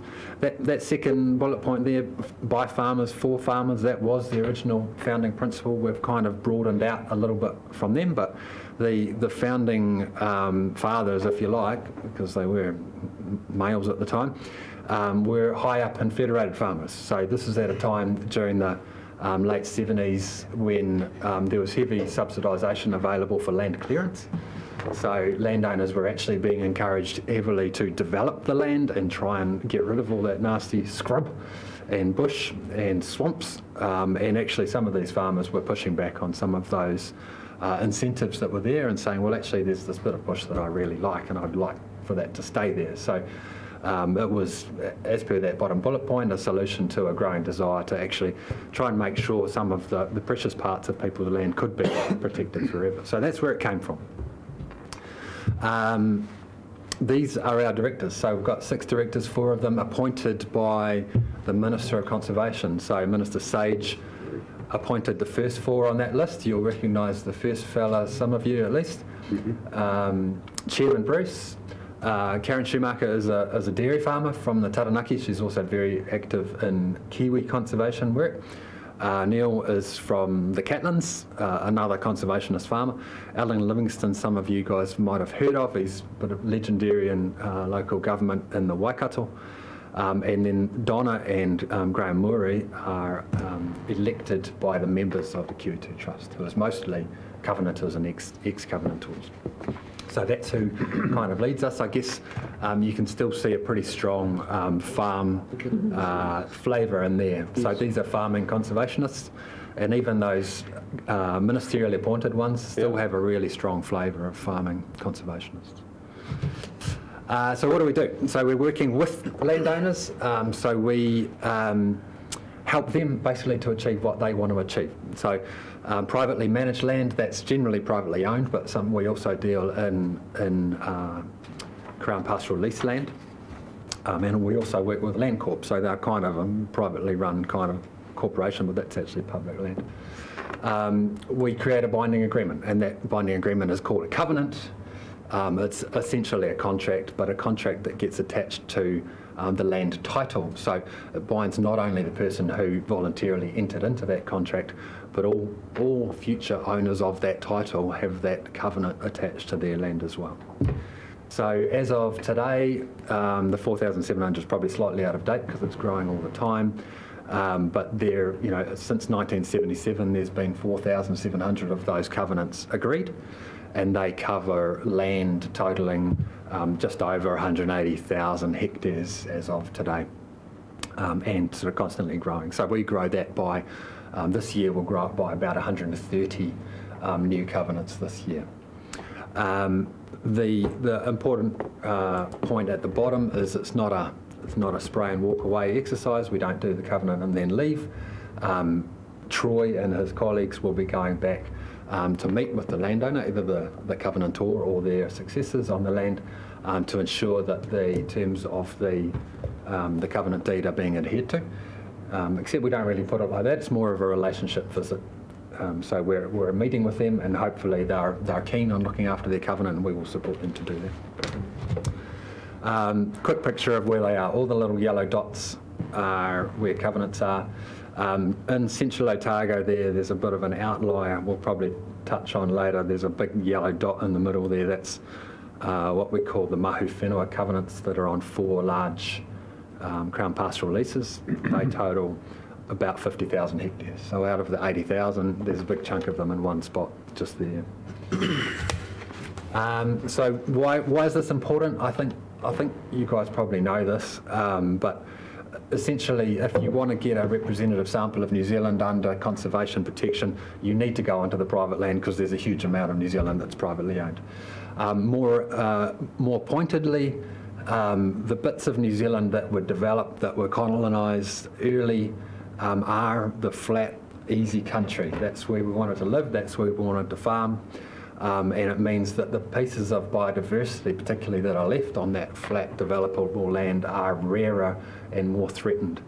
So it's even more important to be doing the conservation in those places, and those places are almost always privately owned. So if you think about our public conservation estate, it's all in the high, hard to get to, difficult parts of New Zealand. And what's left, the bits that we got to developing first, are the bits that are really rare and important. So across our covenants all around New Zealand, there are quite rare species and habitats there. So I guess another question people might wonder, so if you're a private landowner, why would you do this?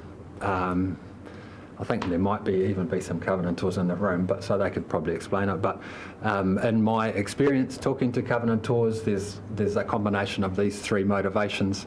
Number one is they will have some genuine regard, some love for the biodiversity that's on their land. They probably don't use the word biodiversity in most cases. They will say trees or birds. The second motivation is that often setting aside that piece of land is actually just good, pragmatic farming business. I should say most of these are on pastoral farms, not all, but that's the most common place we find covenants. So it's pragmatic to take a difficult gully or a wetland out of the farming system. It means you don't lose stock. It might also be an important part of your biodiversity or your ethical branding for your farming business or other business. So people see it as part of a sort of a triple bottom line approach. And the third one there is a slightly more difficult to express, but often landowners at the end of their tenure, coming to the end of their career, will want to create some sort of legacy. So what am I leaving behind on this piece of land? And they often see the preservation of a bit of conservation land as an important legacy for them. So just very quickly, what are our where are we going as an organisation? 4 strategic objectives. We want to keep adding to that portfolio, that 180,000 hectares. We want to do more to be enhancing the land that's within that portfolio. Thirdly, we want to play our part in larger scale projects or plans. So the couple of presentations I've just watched about the Karamū, so landscape scale where we've got a landscape scale vision, and actually QEII could come and help to support part of that vision on some of the private land that might be involved in that. That's where we want to be. And fourthly, the reason we do this, what it says in our Act is that we're doing that conservation work for the enjoyment of current and future New Zealanders. So not only do we want people to enjoy it, but the ulterior motive is that the more people are engaged with land and enjoying it, the more likely they are to be helping you manage it and protect it. So that's sort of QE2 and where we're going, and I think there's synergies with what you guys are talking about as well. So I'll just hand back for Troy to speak to QE2 historically in the Bay. Thanks, Dan. So here we are, Hawke's Bay, and when I talk about Hawke's Bay, there's the Regional Council boundary, and then there's my patch and Malcolm's patch. So here we are. Malcolm Rutherford is based in Gisborne, and his area is from Mahia at the top to the Mohaka River, and I cover from the Mohaka to the Whangahu, just south of Purangaho, at the bottom of the Regional Council boundary. And that's what it looks like on a map. There's the division and the blue line in the middle, and you can see out to the west there's a couple of large blocks, or one in particular. Those are on Timahanga Station. They're actually in the Rangatiki district, and they're a bit of an outlier in terms of the a normal covenant, if you like. So the numbers quickly are, there's 258 in the Regional Council boundary. 14 are approved at different stages, either waiting to be fenced or being fenced or surveyed. There's 14 more coming. 14 more coming. Or being registered on the title.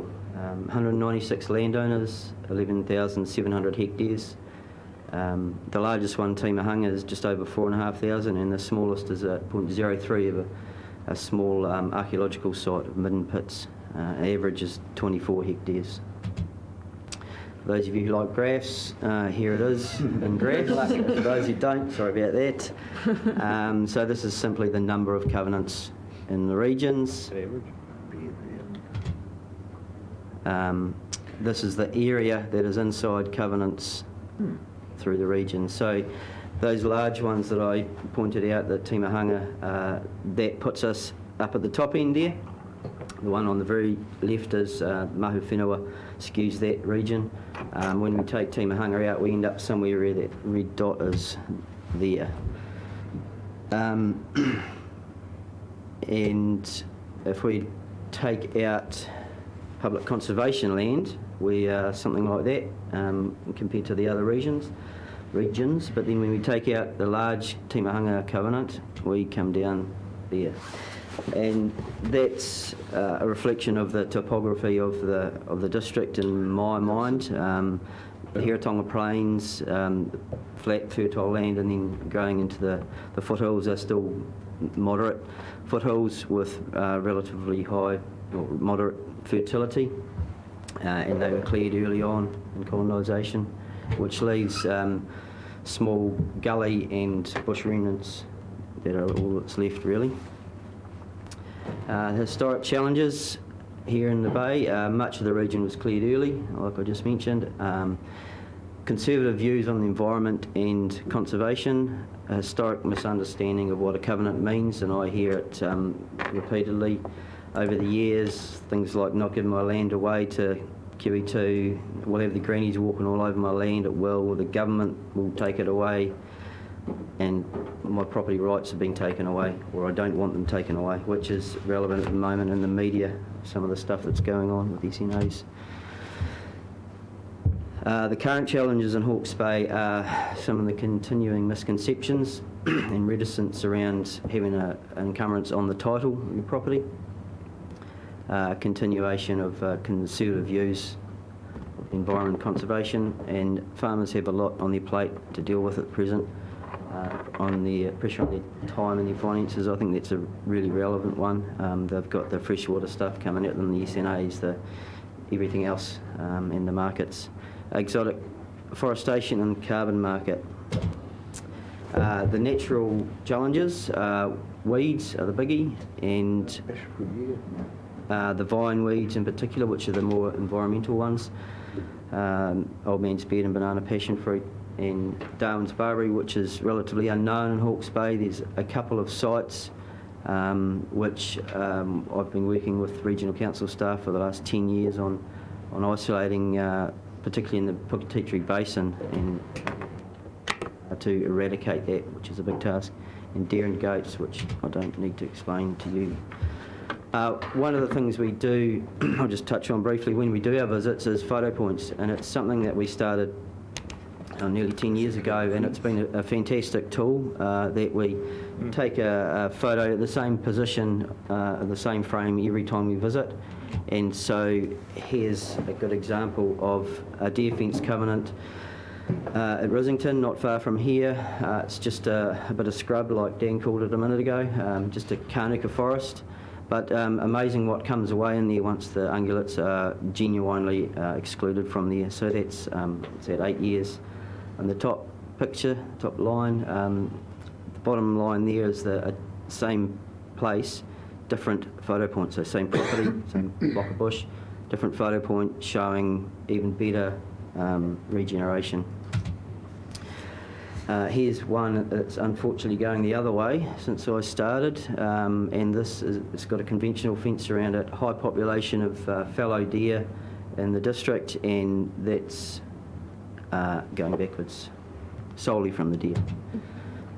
This one here is the same. This is red deer in this area, and it's pretty obvious what's happening there.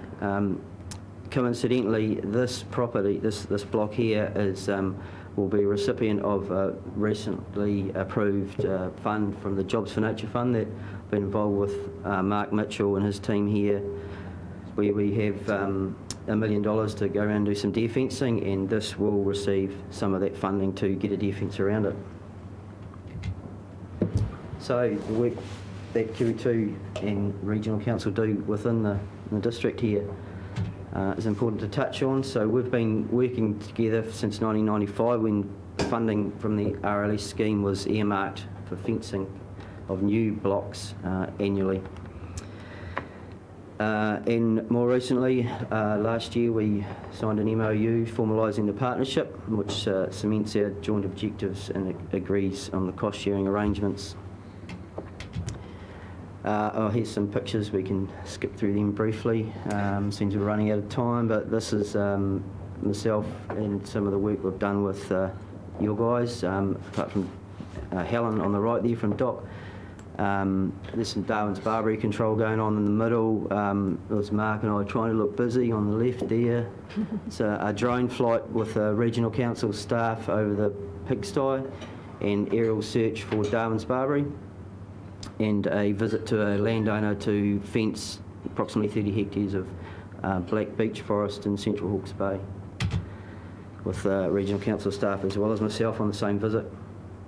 So how do we work together? The MOU has three major objectives, and they are to promote and support the legal protection of areas with biodiversity values on private land within the Hawke's Bay region, protect and restore representative examples of original indigenous ecosystem types of high value in the Hawke's Bay region, advise, assist and incentivise private landowners to restore, manage and protect natural areas on their property. And that's what the cost share looks like, if you're interested. The two columns on the right are for the ecosystem prioritisation site and the erosion control scheme eligible sites.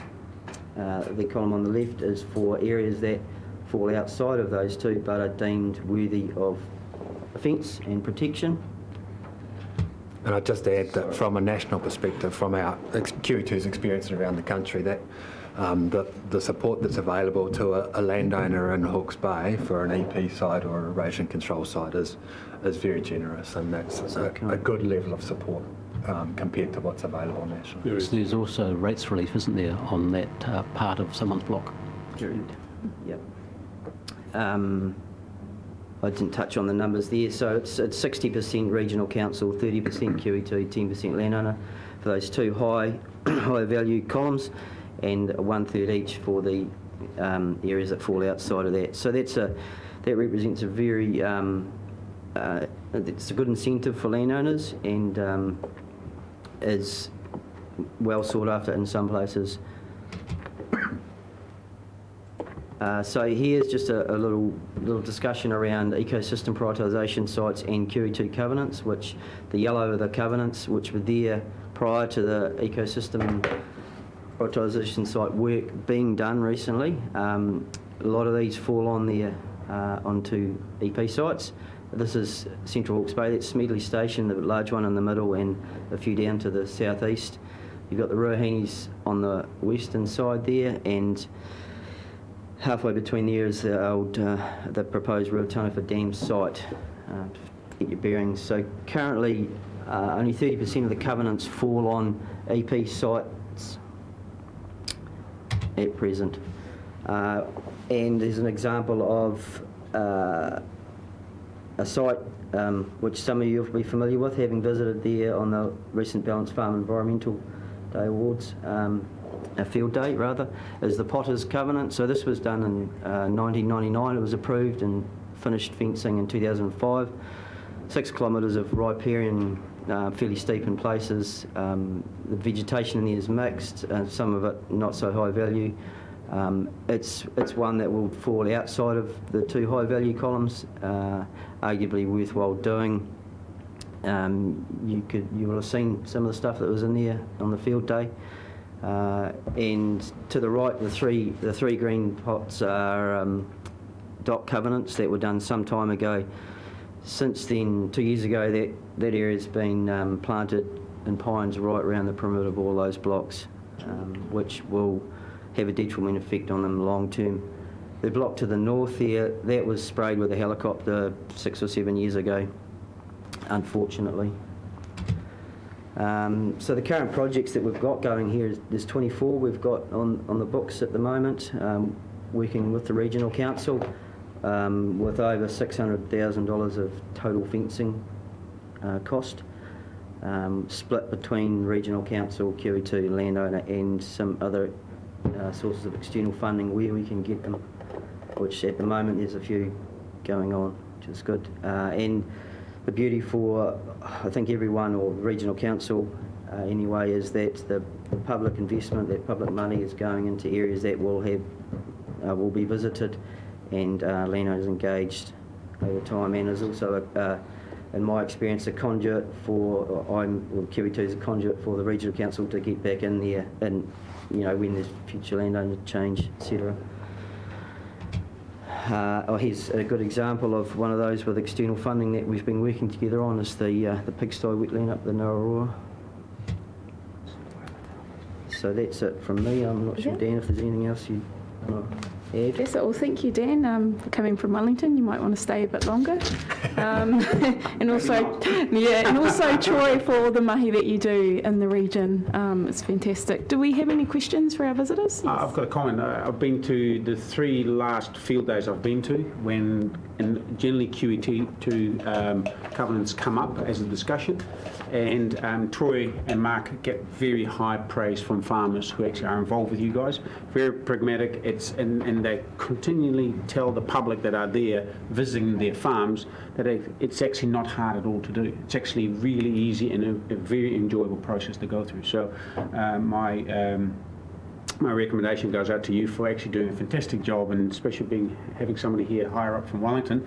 Maybe that might actually come your way in some extra lollies or whatever it may be, So it's really good. So the farmers definitely appreciate the work that you do, and I think that's seen in the success of projects that you've got on your books. So very well done, and keep coming to these field days. It's very important, but don't always wear your black hat, because we can't recognise you. I'm trying to hide. Councillor Lambert.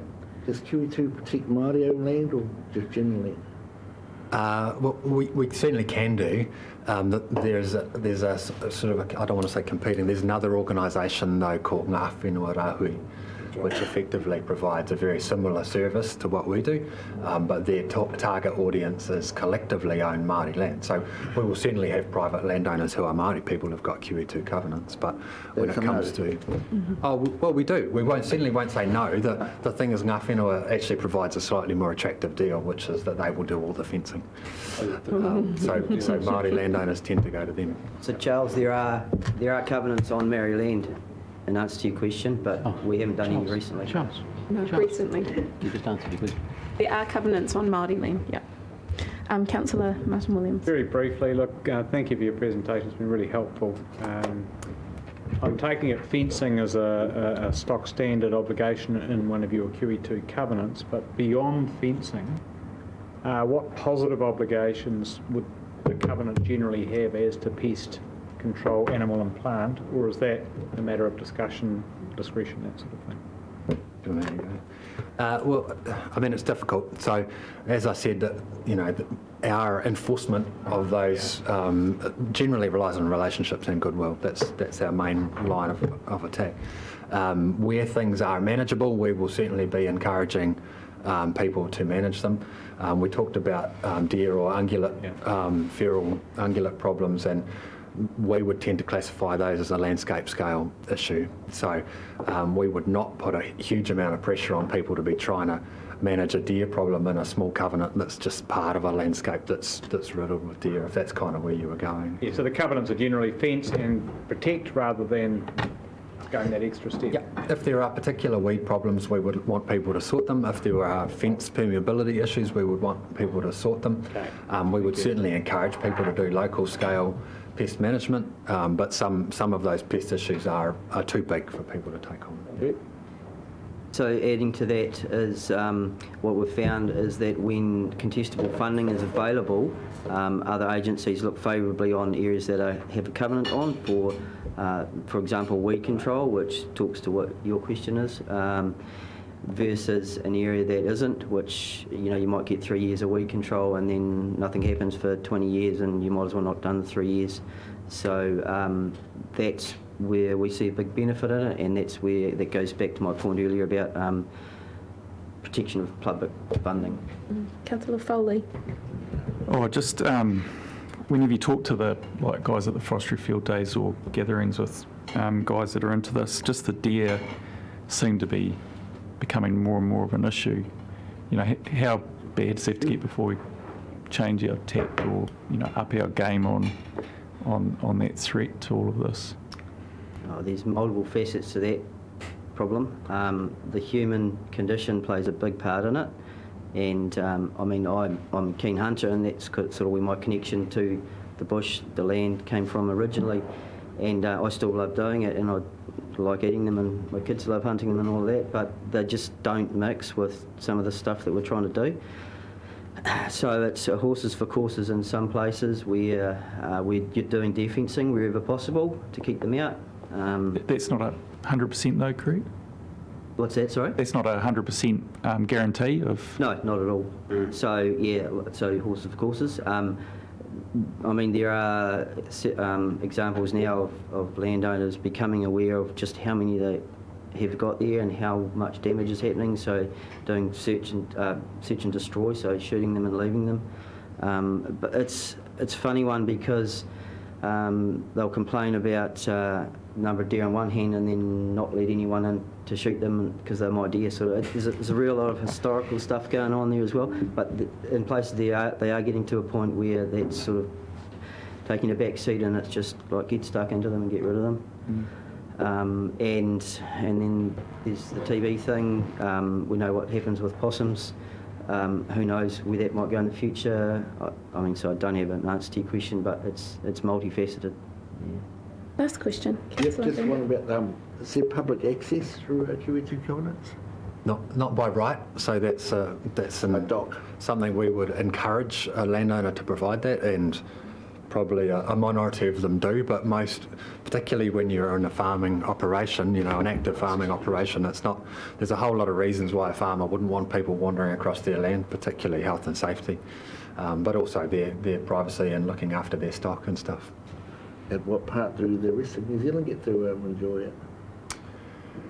Well, as I said, our strategy is about trying to encourage engagement of people, and that's all people. That doesn't necessarily mean the general public, but we've got lots of cases where, you know, a covenant encourages visits from the local school or, you know, local clubs or whatever to come and help do some weeding and such like. But I mean, it's essentially still private land. That land continues to be owned by the person, so it's their call on who they let on the property.